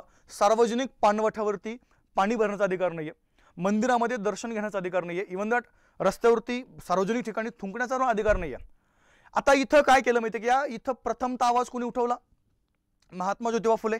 त्यानंतर यांनी शाळा पण सुरू केल्या स्पेशली अस्पृश्यांच्या, आणि अजून एक त्यांनी मोठा निर्णय घेतला आणि तो निर्णय लक्षात ठेव चला बघा की 1868 मध्ये त्यांनी काय केलं माहिती का, स्वतःच्या घरामधली वाड्यामधली एक विहीर आहे आणि एक पाण्याचा हाऊस जो आहे तो काय केला बघा त्या ठिकाणी अस्पृश्यांच्या त्या ठिकाणी सरळ सरळ तो खुला केला। हा एक भाग आपल्याला माहित असणं आवश्यक आहे। त्यांचं मत असं होतं की जोपर्यंत या ठिकाणी माणूस जो आहे तो सुशिक्षित होत नाहीये जोपर्यंत त्याला मॅक्झिमम तो पुस्तकं रीड करत नाहीये, त्याला त्या ठिकाणी त्याच्या ज्ञानामध्ये भर पडत नाहीये, तोपर्यंत समाजामध्ये परिवर्तन या ठिकाणी घडणं हे खूप अवघड आहे. याच अनुषंगाने काय केलं माहिती आहे का त्यांनी, जर अस्पृश्य समाजामध्ये आपल्याला परिवर्तन घडवायचे, ओके, त्यांना त्या ठिकाणी पुन्हा एकदा प्रवाहामध्ये आणायचे, तर यासाठी त्यांना वाचन करणं खूप आवश्यक आहे. आणि याच अनुषंगाने काय केलं बघा, महात्मा फुले यांनी अस्पृश्यांसाठी स्पेशली वाचनालय जे आहे ते वाचनालय काय केलं बघा, त्या ठिकाणी सुरू केलं. हा एक भाग आपल्याला या ठिकाणी माहीत असणं आवश्यक आहे. सरळ 1852 मध्ये काय केलं बघा, हे वाचनालय त्यांनी सुरू केलेलं आहे. आणि त्यांनी अस्पृश्यांसाठी हे जे कार्य केलं त्यामुळे त्यांना पहिले भारतीय अस्पृश्य धारक किंवा कैवारी वगैरे जे आहे ते उद्धारक असं त्या ठिकाणी बोललं जाते. आणि पहिला भाग लक्षात ठेवतो 1873 मध्ये, म्हणजे पुढच्या कालखंडामध्ये डायरेक्ट त्यांनी एक जाहीरनामाच काढला होता. तो जाहीरनामा लक्षात ठेवतो, अस्पृश्यता निवारणाचा जाहीरनामा. आणि इथं तुम्हाला आपल्या बऱ्याचशा एक्झाममध्ये MPSC असेल किंवा त्या ठिकाणी शिक्षक भरती आहे, पोलीस भरती आहे, कोणते पण परीक्षा असू द्या, या एक्झाममध्ये तुम्हाला ह्या अस्पृश्य निवारणाचा जो जाहीरनामा आहे 1873 मध्ये, जो महात्मा ज्योतिबा फुले यांनी काढला, या जाहीरनाम्यावरती आपल्याला बऱ्याचदा परीक्षेमध्ये प्रश्न विचारला जातो. ठीक आहे, चला आता थोडंसं आपण पुढे या. पुन्हा काय केलं माहिती आहे की त्यांनी प्रौढ व मराठा मुलांसाठी शाळा, पहिला एक भाग लक्षात ठेवला. पुढे जर आपण बघितलं बघा, पुन्हा एकदा 1848 मध्ये जगन्नाथ सदाशिव हाटे आणि सदाशिव बल्लाळ गोवंडे यांच्या मदतीनं पुण्यामध्ये काय केलं माहिती आहे का, बुधवार पेठेमध्ये मराठा या ठिकाणी समाजांच्या जे काही मुलं आहेत तर त्यांच्यासाठी काय केलं माहिती आहे का, पुन्हा एकदा या ठिकाणी स्वतंत्र शाळा सुरू केल्या. हा एक पहिला भाग लक्षात ठेवला. त्यानंतर 1855 मध्ये आपण जर बघितलं तर त्यांच्या राहत्या घरी सावित्रीबाई फुले जे आहेत यांच्या मदतीनं त्यांनी काय केलं बघा, पुन्हा तिथं प्रौढांच्या त्या ठिकाणी काही शाळा सुरू केल्या, तर रात्रशाळा सुरू केलेली आहे. तो एक भाग आपल्याला माहीत असणं आवश्यक आहे. आता कधी कधी काय होतं माहिती आहे का, एक वाक्य आहे, महात्मा ज्योतिबा फुले यांचं मत असं होतं की वरिष्ठ वर्गाकडनं जो कनिष्ठ वर्गावरती अन्याय होतोय, हा अन्याय त्या ठिकाणी थांबला पाहिजे. आणि पहिला आपण त्या ठिकाणी इथं म्हणूया की त्यांचं एक स्टेटमेंट आहे बघा, ते स्टेटमेंट लक्षात ठेवलं बघा. त्यांचं मत असं होतं की ते ब्राह्मणाचे नाही, ओके, ब्राह्मणाचे नाही तर विचारांचे शत्रू होते. म्हणजे पहिला भाग लक्षात ठेवला, इथं सरळ जे विचार होते त्या विचारांचा त्यांनी काय केलं बघा, त्या ठिकाणी पहिल्यापासून विरोध केलेला आहे. तो एक भाग आपल्याला या ठिकाणी माहीत असणं आवश्यक आहे. आणि त्यांनी तुम्हाला मगाशी बोललो मी, ह्या संपूर्ण शाळा चालवण्यासाठी एक जी समिती स्थापन केली होती, त्यामध्ये बरेचसे त्यांचे काही ब्राह्मण मित्र होते बघा, जसं सदाशिव गोवंडे, विष्णुशास्त्री पंडित, केशव जोशी, अण्णासाहेब सहस्त्रबुद्धे, भवाळकर असेल, विष्णू भिडे असतील, वाळवेकर असतील, हे त्यांनी सोबत हे जे आहेत हे त्या ठिकाणी होते.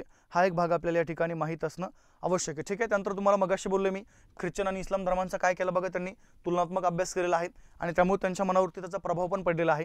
त्यानंतर मद्यपानास त्यांनी विरोध केला बघा. ठीक आहे, पहिला एक भाग लक्षात ठेवतो. आपण जर बघितलं नंतरच्या कालखंडामध्ये महात्मा फुले हे पुणे नगरपालिकेचे सदस्य बनले होते.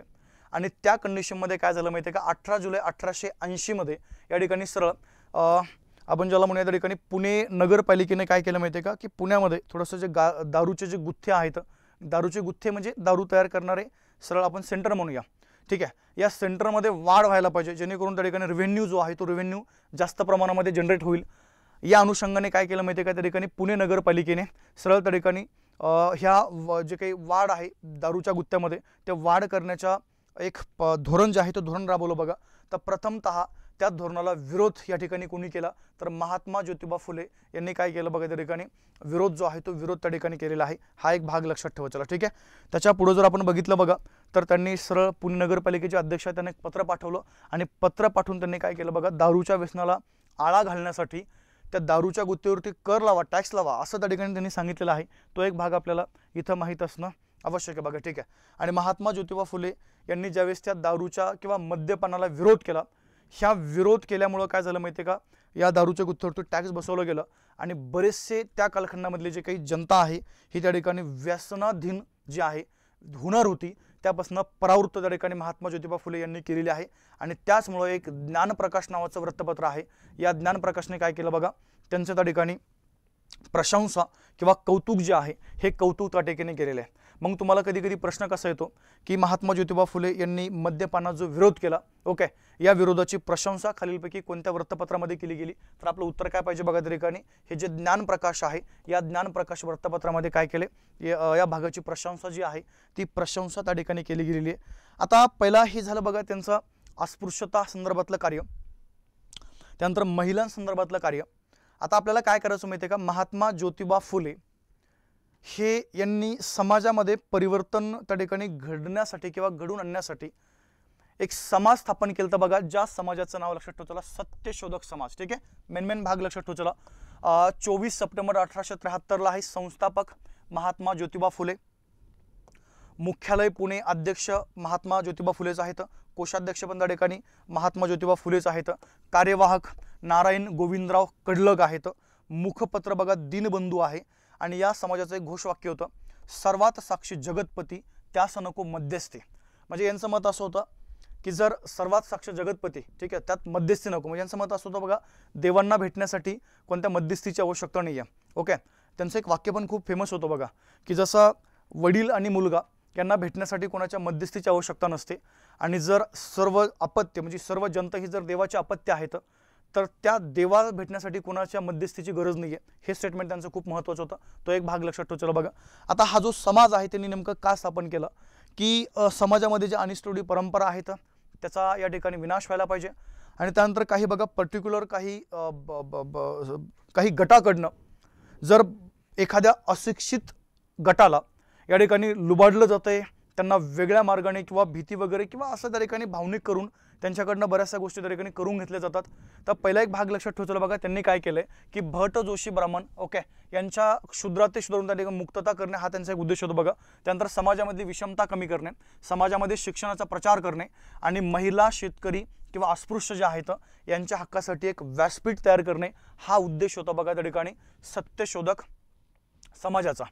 त्यानंतर आपण जर या समाजाची तत्वे जर बघितली बघा, तर त्यांनी सांगितलं की ईश्वर हा निर्गुण निराकार आहे आणि तो एकच आहे. ठीक आहे, म्हणजे असं काय त्यांनी असं सांगितलं नाही की ईश्वर खूप आहेत किंवा असं नाही, निर्गुण आहे, निराकार आहे आणि एकच आहे. तो एक भाग लक्षात ठेवा. चला, सर्व मनुष्य हे त्याचे प्रिय लेकरी आहेत.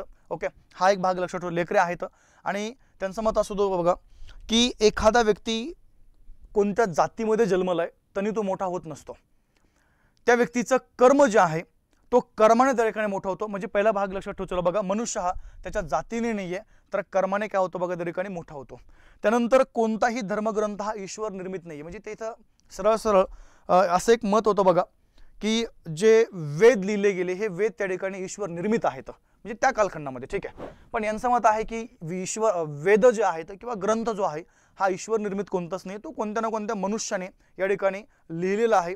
तो एक भाग लक्षात ठेवा. चला, आणि तुम्हाला मगाशी जे बोललो तुम्ही, आईला किंवा वडिलांना भेटण्यासाठी मुलाला जसं एखाद्या मध्यस्थीची गरज नसते तसं देवाला भेटण्यासाठी आपल्याला कोणत्या एका मध्यस्थीची गरज नाही आहे. हा एक भाग लक्षात ठेवा. चला, आणि सत्यशोधक समाज जो आहे, सत्यशोधक समाज हा मानवता, बुद्धी, प्रामाण्यवाद आणि व्यक्ती स्वातंत्र्य ह्या तत्वावर या ठिकाणी हा समाज आधारलेला होता. हा एक भाग आपल्याला या ठिकाणी माहीत असणं आवश्यक आहे बघा. आता जर तुम्ही चळवळीचं स्वरूप बघितलं, नेमकं सत्यशोधक चळवळ ही कशा प्रकारे राबवली गेली त्यातला पहिला भाग लक्षात ठेवा. चला, जुन्या अनिष्ट रूढी परंपरा नष्ट करणे. तुम्हाला मगाशी बोललो मी, केशवपन असेल, सतीप्रथा असेल, बरोबर आहे का, जरट कुमारी विवाह आहे, त्यानंतर बालविवाह वगैरे असेल, वाघ्या मुरळी असेल, ह्या ज्या अनिष्ट रूढी परंपरा आहेत यांना आपल्याला नष्ट करायचं आहे. त्यानंतर अस्पृश्यता निर्मूलन करणे. 1873 मध्ये मगाशी बोललोय, डायरेक्ट जाहीरनामाच प्रसिद्ध केला. ठीक आहे, कारण की अस्पृश्यता या नावाखाली जर त्या ठिकाणी समाजावरती अन्याय होत असेल तर त्या ठिकाणी तो निवारलाच गेला पाहिजे. हा एक महत्त्वाचा मुद्दा आहे बघा. किंवा चांगले सामाजिक काम जे करताय व्यक्ती त्यांचा सन्मान करणे हा पण एक भाग या ठिकाणी चळवळीचे स्वरूप होतो बघा. त्यानंतर बघा, पुरोहितांशिवाय लग्न लावणे, हे मगाशी बोललो मी. ठीक आहे, कारण की लग्नामध्ये पुरोहित अजून बी आपण जर बघितलं बघा, सत्यशोधक चळवळ याच स्वरूपाने पुढे जाते की पुरोहितांची गरज नाही आहे, डायरेक्ट त्यांच्या शिवाही त्या ठिकाणी सत्यशोधक पद्धतीने विवाह जे आहेत ते त्या ठिकाणी लावणे आणि गोरगरिबांचे लग्न हे त्या ठिकाणी मोफतपणे लावून देणे, हे तुम्हाला या ठिकाणी सत्यशोधक चळवळीचं जे स्वरूप आहे ते स्वरूप त्या ठिकाणी सांगावं लागेल. त्यानंतर बघा, आता काय झालं, सत्यशोधक समाजाने जे कार्य केलं ते कार्य थोडक्यात आपण 2 मिनिटांमध्ये बघूया. जसं बघा काय केलंय, सत्यशोधक समाजाचे जे काही सदस्य आहे सर्वांसाठी खुलं होतं. म्हणजे असं काही नाही की पर्टिक्युलर याच जातीमधला व्यक्ती फक्त या ठिकाणी या समाजाचं सदस्यत्व मिळू शकतो. ओपन टू ऑल आहे. समाजातला कोणताही घटक या ठिकाणी सत्यशोधक समाजाचं सदस्यत्व स्वीकारू शकत होता. तो एक भाग लक्षात ठेवा. चला, त्यानंतर आपण जर बघितलं बघा की ज्या ज्या लोकांना या ठिकाणी समाजाचं सदस्यत्व स्वीकारायचं एक छोटीशी कंडिशन होती. ती कंडिशन अशी लक्षात ठेवा. चला बघा की खंडोबाच्या देवापुढं एक बेलपत्र जे आहे ते फक्त त्या ठिकाणी काय बघा या ठिकाणी उचलावं लागायचं. म्हणजे ते एक छोटासा एक भाग होता तो. जर त्या ठिकाणी आपण एखाद्या संघटनेमध्ये प्रवेश करतोय, बरोबर आहे की नाही, आता ही परिस्थिती बदलती, त्या कालखंडामध्ये अशी परिस्थिती होती, बरोबर आहे ना. जर आपण एखाद्या संघटनेमध्ये प्रवेश करतो तर साहजिक आहे त्या ठिकाणी तुम्हाला संघटनेप्रती जो प्रामाणिकपणा आहे किंवा संघटनेचे जे उद्दिष्ट आहेत किंवा संघटनेचं जे त्या ठिकाणी स्वरूप आहे, जे तत्व आहेत, त्या तत्वांची अंमलबजावणी, ओके, त्याचं पालन जे आहे आपल्याला करावं लागतं आणि ते खंडोबाच्या देवापुढं त्या ठिकाणी बेलपत्र उचलून ते त्या ठिकाणी फक्त स्वीकारायचं. हा एक भाग लक्षात ठेवायचा. म्हणजे तुम्हाला कार्य वेगळं या ठिकाणी सांगू लागतील. पहिला एक भाग लक्षात ठेवायचा बघा काय या ठिकाणी सरळ सरळ तुम्हाला अजून एक मुद्दा पाहिजे बघा इथं की 1874 मध्ये नाव लक्षात ठेवायचं कृष्णराव भालेकर यांनी काय केलं बघा, सत्यशोधक समाजाची एक शाखा आता पुण्यामध्ये आहे, परंतु आता पुण्याच्या बाहेर म्हणजे इथं जर तुम्ही बघितलं बघा कृष्णराव भालेकर यांनी डायरेक्ट मुंबईमध्ये काय त्या ठिकाणी मुंबईमध्ये एक सत्यशोधक समाजाची शाखा सुरू केली होती आणि या शाखेचे अध्यक्ष होते बघा रमैया व्यंकय्या अय्यावरू. हे नावं लक्षात ठेवायचं. हे नाव तुम्हाला बऱ्याचदा MPSC किंवा इतर सर्व एक्झाममध्ये या ठिकाणी विचारले जातात, त्यामुळे तुम्हाला ते माहीत असणं आवश्यक आहे. ठीक आहे. मुंबई शाखा सुरू कोणी केली? कृष्णराव भालेकर. पण अध्यक्ष कोण त्या ठिकाणी? अय्यावरू. हे एक नाव लक्षात ठेवायचं. बघा आता हे जे काही सत्यशोधक समाज आहे या समाजाची दर आठवड्याला दर रविवारी ठीक आहे पुण्यामध्ये विशेष करून त्या ठिकाणी सोमवार पेठेमध्ये डॉक्टर जे काही गावडे आहेत या गावडेंच्या वाड्यामध्ये एक त्या ठिकाणी सभा जी आहे ती सभा काय बघा त्या ठिकाणी भरवली जायची आणि सभा भरून त्या ठिकाणी चळवळीचं स्वरूप जे किंवा आखणी वगैरे जी आहे ती त्या ठिकाणी केली जायची. मी तुम्हाला मगाशी बोललो होतो की सत्यशोधक समाजाचं एक तत्वच आहे की पुरोहिताशिवाय काय बघा त्या ठिकाणी लग्न लावणे, पुरोहितांशिवाय. मग असा सत्यशोधक पद्धतीनं पहिला जो विवाह आहे बघा तो विवाह त्या ठिकाणी पार पडला आणि तो पार पडलेला आहे 25 डिसेंबर 1873 मध्ये सीताराम आल्हाट आणि राधाबाई निंबकर यांचा. ठीक आहे. इथं पण तुम्हाला बऱ्याचदा एक्झाम मध्ये प्रश्न विचारले गेलेत की सत्यशोधक पद्धतीने पहिला जो विवाह आहे तो त्या ठिकाणी कधी आणि कुणाचा पार पडला तर 25 डिसेंबर 73 लक्षात ठेवतो. 1873 सीताराम आल्हाट आणि आपण जर बघितलं बघा राधाबाई निंबकर यांचा जो विवाह आहे तो विवाह काय बघा त्या ठिकाणी इथं हा पार पडलेला आहे. अजून त्या ठिकाणी सत्यशोधक समाजाने बरंचसं कार्य केलं. जसं एक महत्त्वाचं कार्य जर आपण बघितलं बघा 1875 मध्ये या ठिकाणी इंग्लंडचा जो राजपुत्र आहे त्यांनी आपल्या भारताला भेट दिली होती बघा. ओके. आपला त्याचं नाव त्या ठिकाणी आपण जर बघितलं बघा ड्यूक ऑफ कॅनॉट. ओके, हे त्याचं नाव आहे ड्यूक ऑफ कॅनॉट. आता ह्या ड्यूक ऑफ कॅनॉटच्या दरम्यान तो पुण्यामध्ये पण आला होता. त्याचं त्या ठिकाणी जंगी स्वागत केलं गेलं आणि त्या स्वागत समारंभामध्ये आपण जर बघितलं बघा सत्यशोधक समाजाचे काही सदस्य ज्यांचं नाव लक्षात ठेवायचं धोंडीराम नामदेव कुंभार आणि कृष्णराव भालेकर. काय बोललो मी? कृष्णराव भालेकर यांनी काय केलं माहिती आहे का त्या कार्यक्रमामध्ये या ठिकाणी गीतांचं गायन केलं होतं आणि गीतांचं गायन करून म्हणजे फक्त काय गीत असं गायले नाही त्यांनी, त्या गीत गायनामधून भारतीय समाजावरती जी काही परिस्थिती आहे अस्पृश्यांची परिस्थिती, महिलांची परिस्थिती, शेतकऱ्यांची परिस्थिती, ह्या परिस्थितीचं वर्णन जे आहे हे वर्णन त्या ठिकाणी त्या गीतामधनं केलं गेलं. तो एक भाग आपल्याला या ठिकाणी माहीत असणं आवश्यक आहे. ठीक आहे. त्यानंतर मगाशी तुम्हाला बोललो मी की ज्यांनी चांगलं काम केलंय यांचा सन्मान त्या ठिकाणी व्हायलाच पाहिजे आणि त्यामुळे काय केलं माहिती आहे का ह्याच एक स्टेटमेंटचा एक भाग म्हणून देशांसाठी तुरुंगवास पत्कारलेले लोकमान्य टिळक आणि गोपाळ गणेश आगरकर यांचा मोठा सत्कार जो आहे किंवा यांचा मोठा सन्मान जो आहे तो सन्मान पण त्या ठिकाणी सत्यशोधक समाजाने केलेला आहे. तो एक भाग लक्षात ठेवायचा. तुम्हाला मगाशी बोललो मी क्षुद्र अतिक्षुद्र यांच्याकडनं कर गोळा करायचा आणि देशामध्ये वेगवेगळ्या ठिकाणी मोठमोठे मंदिरं बांधायचे आणि त्या मंदिरामध्ये ज्यांच्याकडनं आपण कर घेतलाय त्यांनाच प्रवेश नाही आहे. ही प्रथा किंवा याला विरोध या ठिकाणी प्रथमतः सत्यशोधक समाजाने केलेला आहे. तो एक भाग लक्षात ठेवायचा बघा. ठीक आहे.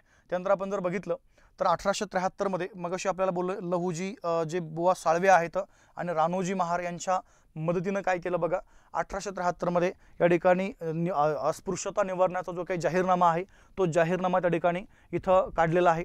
तो एक भाग लक्षात ठेवायचा. ठीक आहे. त्यानंतर बघा 1889 मध्ये पुण्यामध्ये काय झालं बघा राष्ट्रीय सभेचं अधिवेशन त्या ठिकाणी पार पडलं होतं आणि या राष्ट्रीय सभेच्या अधिवेशनामध्ये भारतातले मेन जे पुरुष आहेत गृहस्थ त्या कालखंडामध्ये येत होते, आलेले होते.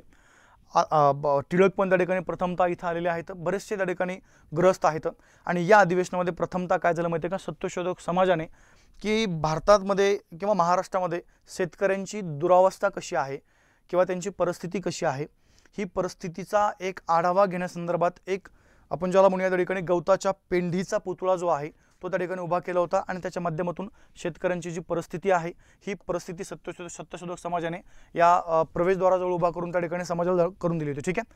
आता सेकंड जर आपण भाग बघितलं बघा काही महत्त्वाचे कार्यकर्ते आहेत सत्यशोधक समाजाचे त्यातले महत्त्वाचे व्यक्ती लक्षात ठेवायचं बघा कृष्णराव पांडुरंग भालेकर. कधी कधी प्रश्न येतो आपल्याला यांचा. ठीक आहे. कृष्णराव भालेकर आपण यांच्याबद्दल जर बोललो बघा 1871 मध्ये यांनी काय केलं भांबुर्डे या ठिकाणी हितोपदेशक भजन समाज, काय बोलले, हितोपदेशक भजन समाज ही संघटना जी आहे ती संघटना काय केली तर बघा त्या ठिकाणी स्थापन केली होती. पहिला एक भाग लक्षात ठेवा, 1874 मध्ये मुंबईमध्ये यांच्या सहकार्याने एक शाखा पण सत्यशोधक समाजी त्या ठिकाणी स्थापन झालेली आहे. त्यानंतर आपण जर बघितलं बघा 1877 मध्ये सत्यशोधक समाजाचं एक मुखपत्र होतं, ज्या मुखपत्राचं नाव लक्षात ठेवा बघा दिनबंधू. हे प्रथमतः 77 मध्ये कृष्णराव पांडुरंग भालेकर यांनी काय केलं बघा त्या ठिकाणी सुरू केलं होतं. पुढच्या कालखंडामध्ये ते बंद पडलं काही कारणामुळे, आर्थिक वगैरे बाकी इतर कारण. त्यानंतर पुन्हा काय झालं बघा 1880 मध्ये नारायण मेघाजी लोखंडे यांनी काय केलं बघा त्या ठिकाणी ते सुरू केलेलं आहे. तो एक भाग लक्षात ठेवा. आणि जर तुम्ही कृष्णराव पांडुरंग भालेकर यांच्याबद्दल जर बोलले तर यांनी सत्यशोधक चळवळ विशेष करून विदर्भ म्हणजे अकोला, ठीक आहे, अकोला किंवा विदर्भात म्हणा, या विदर्भामध्ये सत्यशोधक चळवळ रुजवण्याचं जे कार्य आहे ते त्या ठिकाणी कृष्णराव भालेकर यांनी केलेले. त्यानंतर बघा व्यंकू बाळोजी काळेवार किंवा अजून एक नाव बघा जाया कडाटी लिंगू यांनी काय केलं बघा सत्यशोधक समाजाला त्या कालखंडामध्ये 1200 रुपये किमतीचा एक छापखाना जो आहे तो विकत घेऊन त्या ठिकाणी दिला होता सत्यशोधक चळवळीला. आयोगाने इथे पण तुम्हाला बऱ्याचदा प्रश्न आलेले आहेत. त्यानंतर बघा रामचंद्र मनसाराम धावरे नाईक आहेत, यांनी काय केलं बघा मोठी इमारत घेतली होती आणि 10 रुपये भाड्याने घेऊन त्यांनी काय केलं बघा ही इमारत सत्यशोधक चळवळीला डायरेक्ट देऊन टाकली होती. तो एक भाग लक्षात ठेवा. नंतर पुढच्या कालखंडामध्ये सत्यशोधक समाजाचे अधिवेशन भरपूर त्या ठिकाणी झालेले आहेत. तर पहिला मुद्दा, पहिलं अधिवेशन जे आहे हे काय झालं बघा त्या ठिकाणी 1911 जे आहे इथून त्या ठिकाणी भरायला सुरुवात झाली होती बघा, ठीक आहे. 1911च्या सत्यशोधक समाजाच्या पहिल्या अधिवेशनाचे अध्यक्ष जे आहेत ते लक्षात ठेवा स्वामी रमैया व्यंकय्या अय्यावरू हे अध्यक्ष आहेत. आणि सर्वात शेवटचं अधिवेशन हे आत्ता त्या ठिकाणी मधल्या मला वाटतं 2011-12 मध्ये पार पडले बीड जिल्ह्यामध्ये गेवराई या ठिकाणी, ठीक आहे. हा एक भाग लक्षात ठेवा.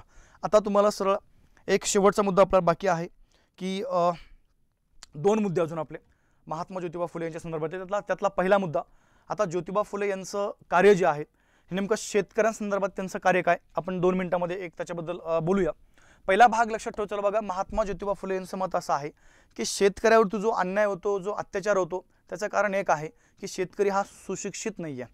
म्हणजे पहिला भाग लक्षात ठेवा त्यांनी एक स्टेटमेंट केलं, विद्येविना मती गेली, मतीविना नीती गेली, नीतीविना गती गेली, गतीविना वित्त गेले आणि वित्ताविना क्षुद्र खचले, इतके अनर्थ एका अविद्येने केले. अविद्या म्हणजे एज्युकेशन नाही आहे.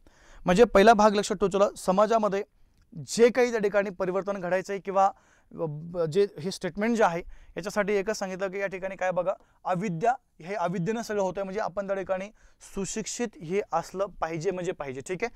आणि शेतकऱ्यांसंदर्भात प्रथमतः त्यांनी इथं आवाज उठवण्याचं काम महाराष्ट्रामध्ये केलेलं आहे. तो एक भाग आपल्याला या ठिकाणी माहीत असणं आवश्यक आहे म्हणजे आहे. ओके, चला. त्यानंतर बघा त्यांनी शेतकऱ्यांचे बरेचसे जे प्रश्न आहेत हे त्यांचं वृत्तपत्र लक्षात ठेवा दिनबंधू. या दिनबंधूमध्ये पण काय केलं बघा बरेचसे प्रश्न या ठिकाणी शेतकऱ्यांचे मांडलेले आहेत. त्याच्या जर आपण पुढे गेलो बघा तर सेकंड एक भाग लक्षात ठेवा आपण जर बघितलं तर 1876 मध्ये आपल्या महाराष्ट्रामध्ये एक मोठा दुष्काळ पडला होता. ओके, खूप मोठा दुष्काळ होता. ज्या दुष्काळामध्ये बरेचसे शेतकरी वगैरे जे आहेत या ठिकाणी शेतकऱ्यांनी आत्महत्या केली किंवा खूप सारं जवळजवळ त्या 1876च्या दुष्काळामध्ये संपूर्ण भारतातली मिनिमम 1.5 ते 2 कोटी जनता जी आहे ही जनतेला त्या ठिकाणी प्राणाला मुकावं लागले. मग पहिला एक भाग लक्षात ठेवा बघा अशा कंडिशनमध्ये आपण जर बघितलं की यांनी जे शेतकऱ्यांनी बघा सावकारांकडनं किंवा जे पेढीवाले होते, जे खोत होते त्यांच्याकडनं जे कर्ज घेतलं होतं, दुष्काळ पडला परंतु या पेढीवाल्यांनी, सावकारांनी किंवा खोतांनी या ठिकाणी शेतकऱ्यांचं कर्ज जे आहे ते कर्ज कमी पण केलं नाही आणि माफ पण केलं नाही, ठीक आहे. त्यामुळे काय केलं माहिती आहे का, या दुष्काळावरती किंवा ही जी आता घटना घडलेली आहे तिथं एक मोठं आंदोलन त्या ठिकाणी महात्मा ज्योतिबा फुले यांनी चालवलं.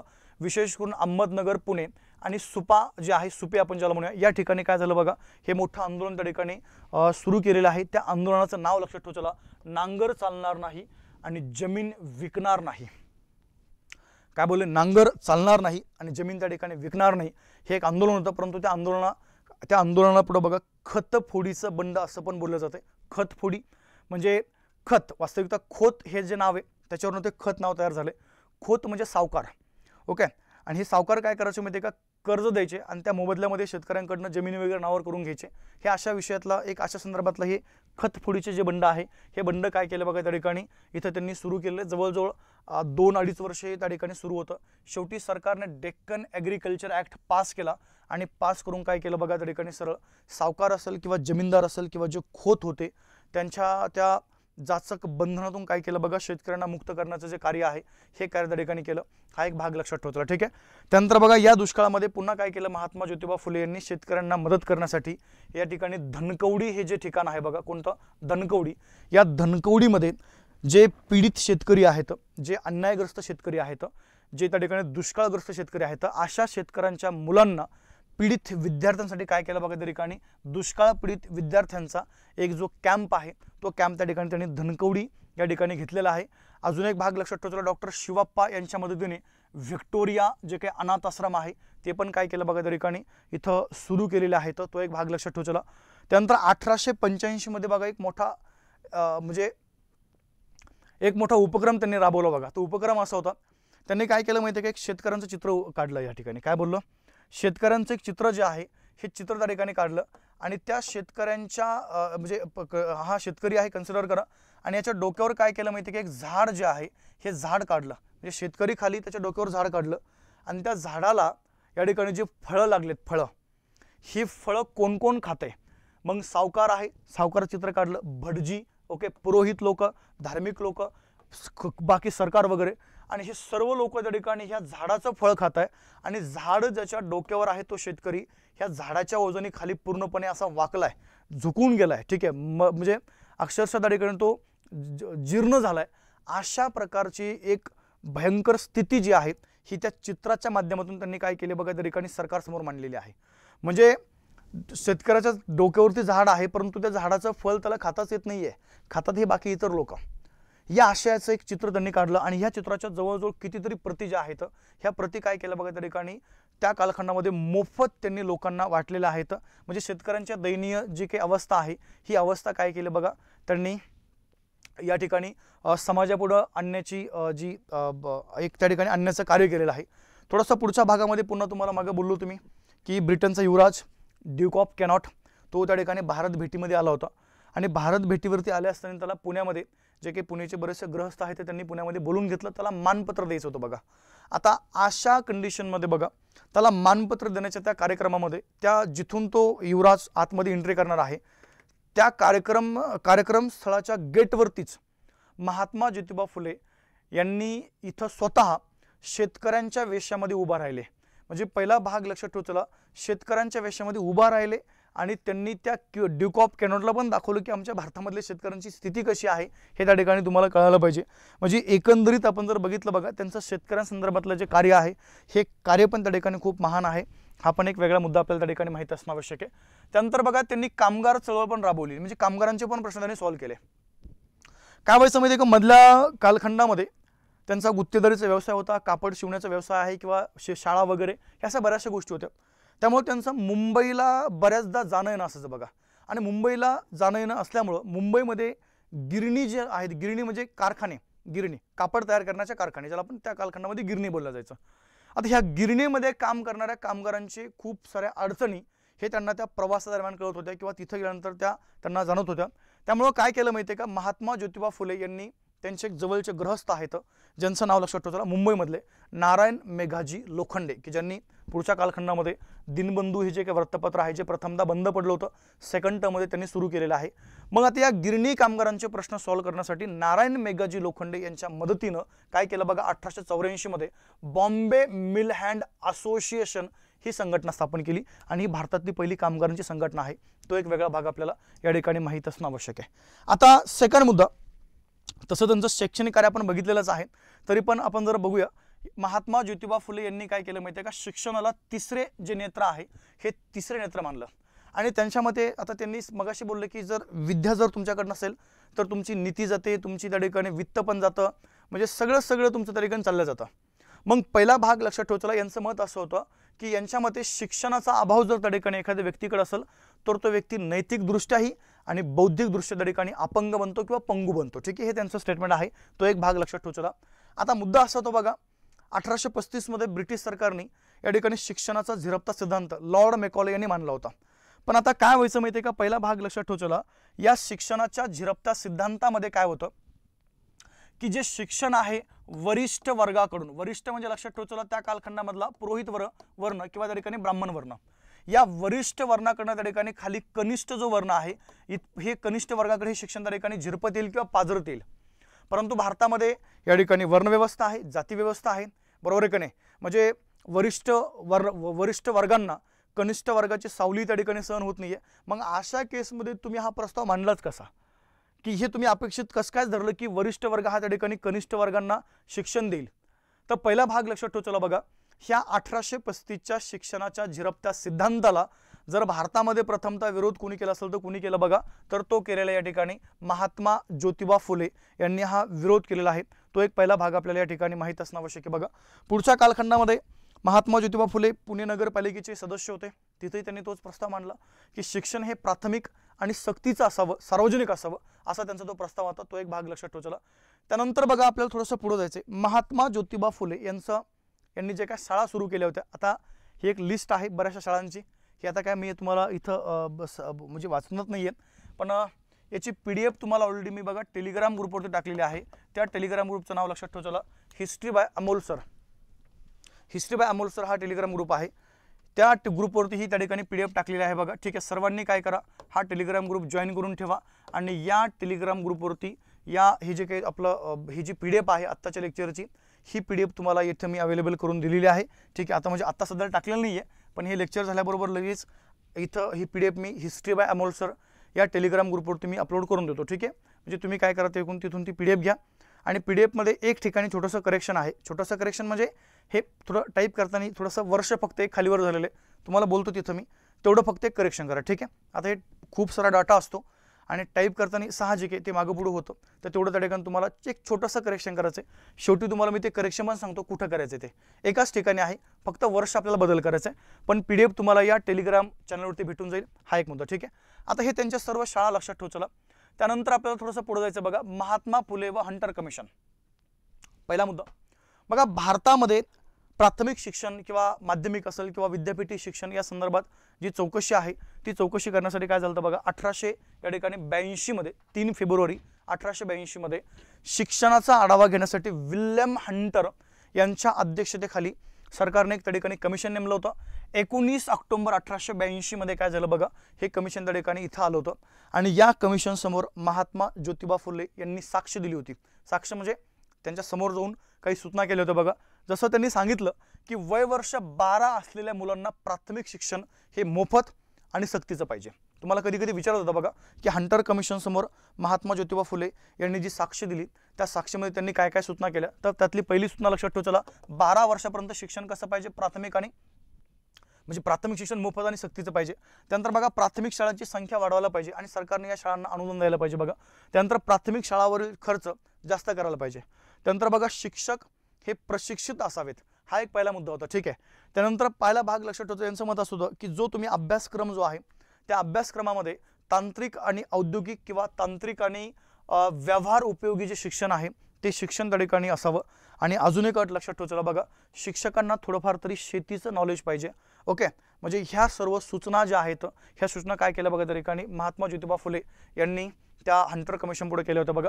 त्यानंतर महात्मा ज्योतिबा फुले आणि त्यांचे धार्मिक विचार लक्षात ठेवा चला।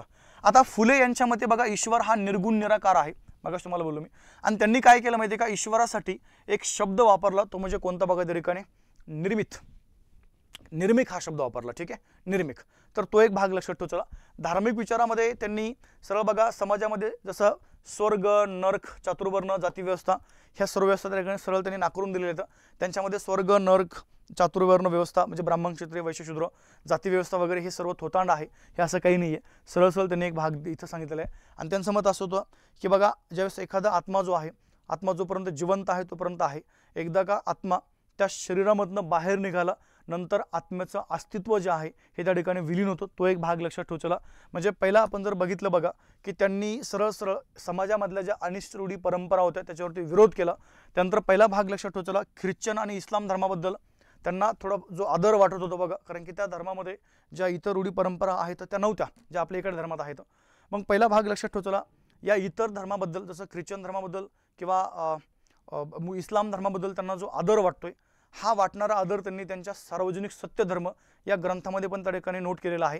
त्यानंतर बघा मोहम्मद पैगंबर यांच्यावरती एक कविता पण त्यांनी रचलेली आहे, तो एक भाग आपल्याला या ठिकाणी माहीत असणं आवश्यक आहे बघा, ठीक आहे। आता त्यांच्या एवढ्या महान कार्यामुळं त्यांनी महिलांसंदर्भात कार्य केलं, अस्पृश्यांच्या संदर्भात कार्य केलं, त्यांनी मुलींच्या शाळा सुरू केल्या, ओके, त्यांनी शेतकऱ्यांचे प्रश्न प्रथमतः उचलून धरले, त्यानंतर बघा त्यांनी कामगारांचे प्रश्न पण त्या ठिकाणी प्रथमतः उचलून धरले।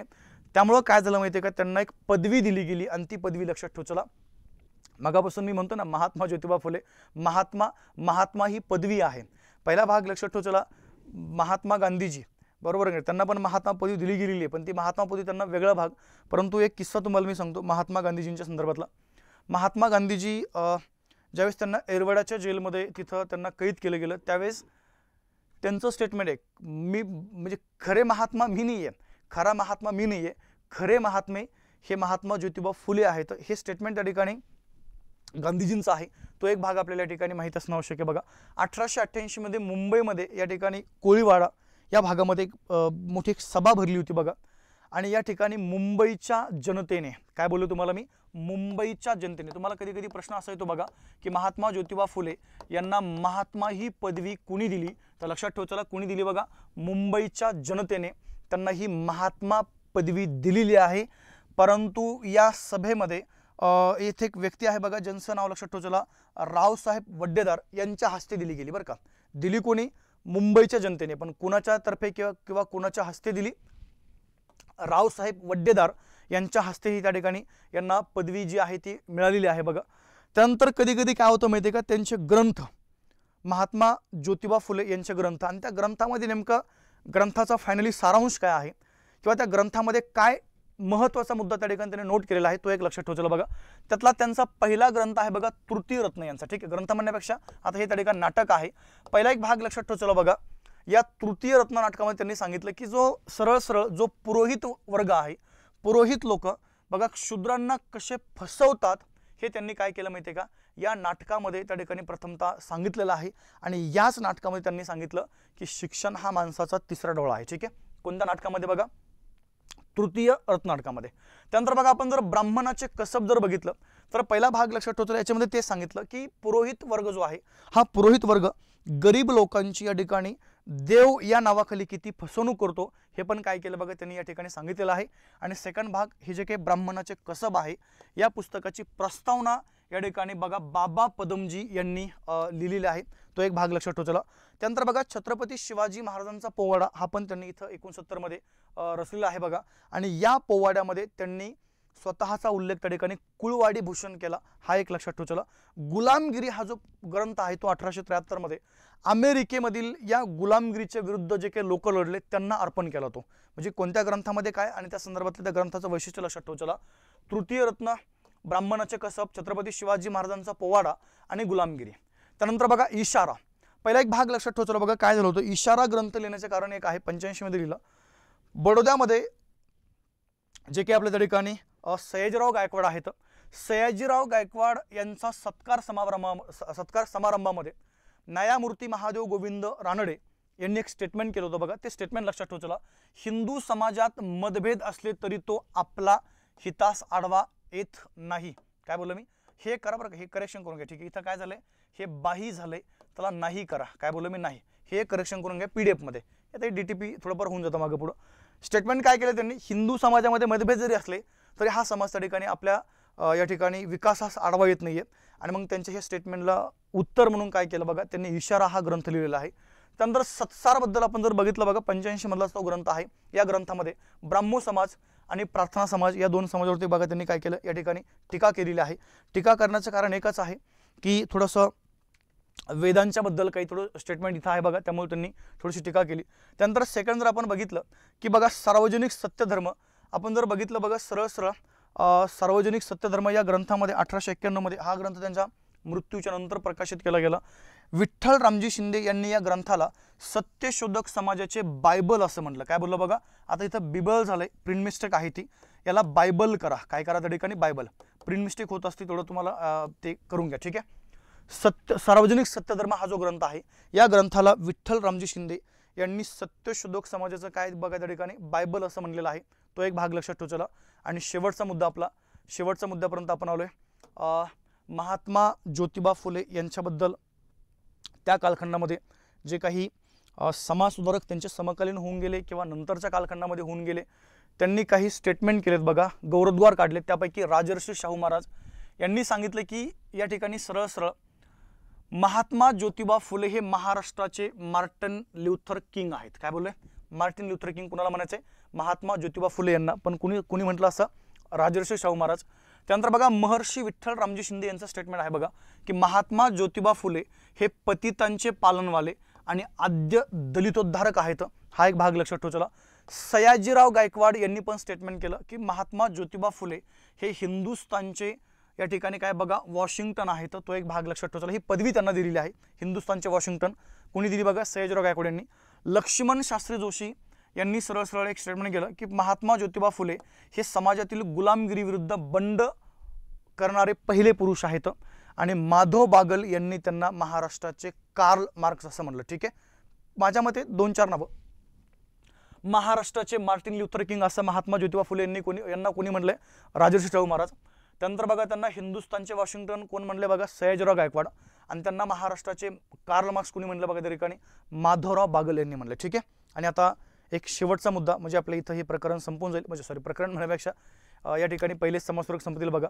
इतर माहितीमध्ये सरळ लक्षात ठेवा. तुम्हाला मगाशी बोललोय मी की यामध्ये सार्वजनिक सत्यधर्म हा जो ग्रंथ आहे बघा, त्या ग्रंथाला सत्यशोधक समाजाचे या ठिकाणी बायबल म्हणायचे. त्यानंतर महात्मा ज्योतिबा फुले यांनी एक संदेश दिलता बघा, तो संदेश लक्षात ठेवा. चला ज्योतीने ज्योत लावा, एक निरीक्षर साक्षर करा. काय बोलले? ज्योतीने ज्योत लावा, एक निरीक्षर साक्षर करा असा नारा त्या ठिकाणी कोणी दिला? तर महात्मा ज्योतिबा फुले. हे त्या ठिकाणी आपलं उत्तर पाहिजे बघा. त्यानंतर ज्ञान हीच शक्ती, शहाणपणाचे अति सर्व आहे, हे पण त्या ठिकाणी त्यांचं एक स्टेटमेंट आहे.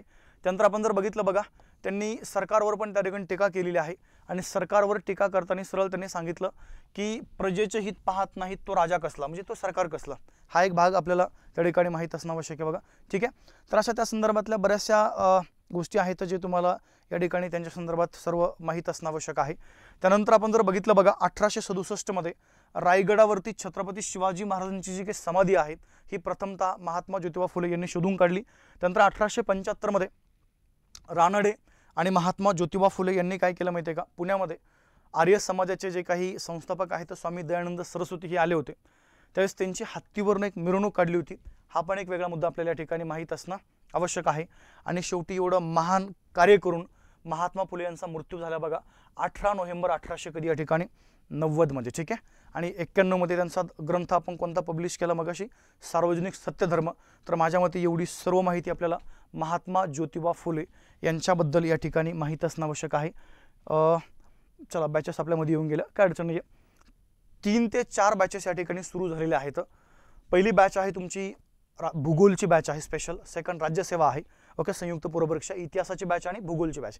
फीस माहीत आहे 999 रुपये, 999 रुपये. सेकंड स्पेशली या ठिकाणी आपण जर बघितलं तर समाजसुधारकांची पण बॅच आहे, 499 रुपये फीस आहे. म्हणजे पहिला भाग लक्षात ठेवा. चला आपण जर बघितलं इतिहास हा जो विषय आहे या विषयाची बॅच 999 रुपयाला आपल्याला उपलब्ध होऊन जाईल. त्यानंतर बघा भूगोलची जी बॅच आहे या पण विषयाची बॅच आपल्याला 999 रुपये. आणि समाज सुधारक जे आहेत या समाज सुधारक विषयाची बॅच आपल्याला या ठिकाणी 499 रुपयाला या ठिकाणी उपलब्ध केलेली आहे. तसा आपण जर विचार केला बघा तर ही जी फीस आहे तुमची 2500कडे होती जवळपास. पण तुम्हाला तिन्ही विषयाची जर बॅच या ठिकाणी मिळवायची असेल 2100 रुपये MPSC आणि राज्यसेवा करणाऱ्या मुलांसाठी. त्यानंतर बघा तमाम महाराष्ट्रामध्ये जे विद्यार्थी पोलीस भरती करताय किंवा इतर सरळ सेवा न्यायालयीन भरती जेवढं काय असेल सगळं वर्ग 3 आणि वर्ग 4च्या मुलांसाठी स्पेशल या ठिकाणी GS बॅच जी आहे ती पण त्या ठिकाणी सुरू आहे. या बॅचची फीस आहे 799 रुपये. ज्या ज्या विद्यार्थ्यांना ह्या माझ्या सर्व बॅचेस घ्यायच्यात त्यांनी आवर्जून मला संपर्क करा. 99 75 75 54 99 या नंबरवर संपर्क करा. तुम्हाला बॅचमध्ये जॉईन करून दिल्या जाईल. ठीक आहे, आणि आत्ताच्या लेक्चरची जी PDF आहे PDF तुम्हाला टेलिग्रामवरती पोस्ट करतोय लगेच मी आता. टेलिग्राम सर्वांनी जॉईन करा, हिस्ट्री बाय अमोल सर. ठीक आहे, हे टेलिग्राम जॉईन करा. याची PDF तुम्हाला त्या ठिकाणी लगेच पुढच्या 15-20 मिनिटांमध्ये अवेलेबल करून देईल मी. चलो मित्रांनो, तर थांबूया, भेटू आपण आपल्या पुढच्या अशाच लेक्चरमध्ये आणि पुढच्या लेक्चरमध्ये मी पुन्हा एकदा एक वेगळे समाजसुधारक डॉक्टर बाबासाहेब आंबेडकर यांच्याबद्दल किंवा त्यांचा पूर्णपणे जो जीवनपट आहे त्या जीवनपटाबद्दल आपण चर्चा करूया आपल्या सेकंड लेक्चरमध्ये. तोपर्यंत थांबू आपण. जय हिंद, जय महाराष्ट्र.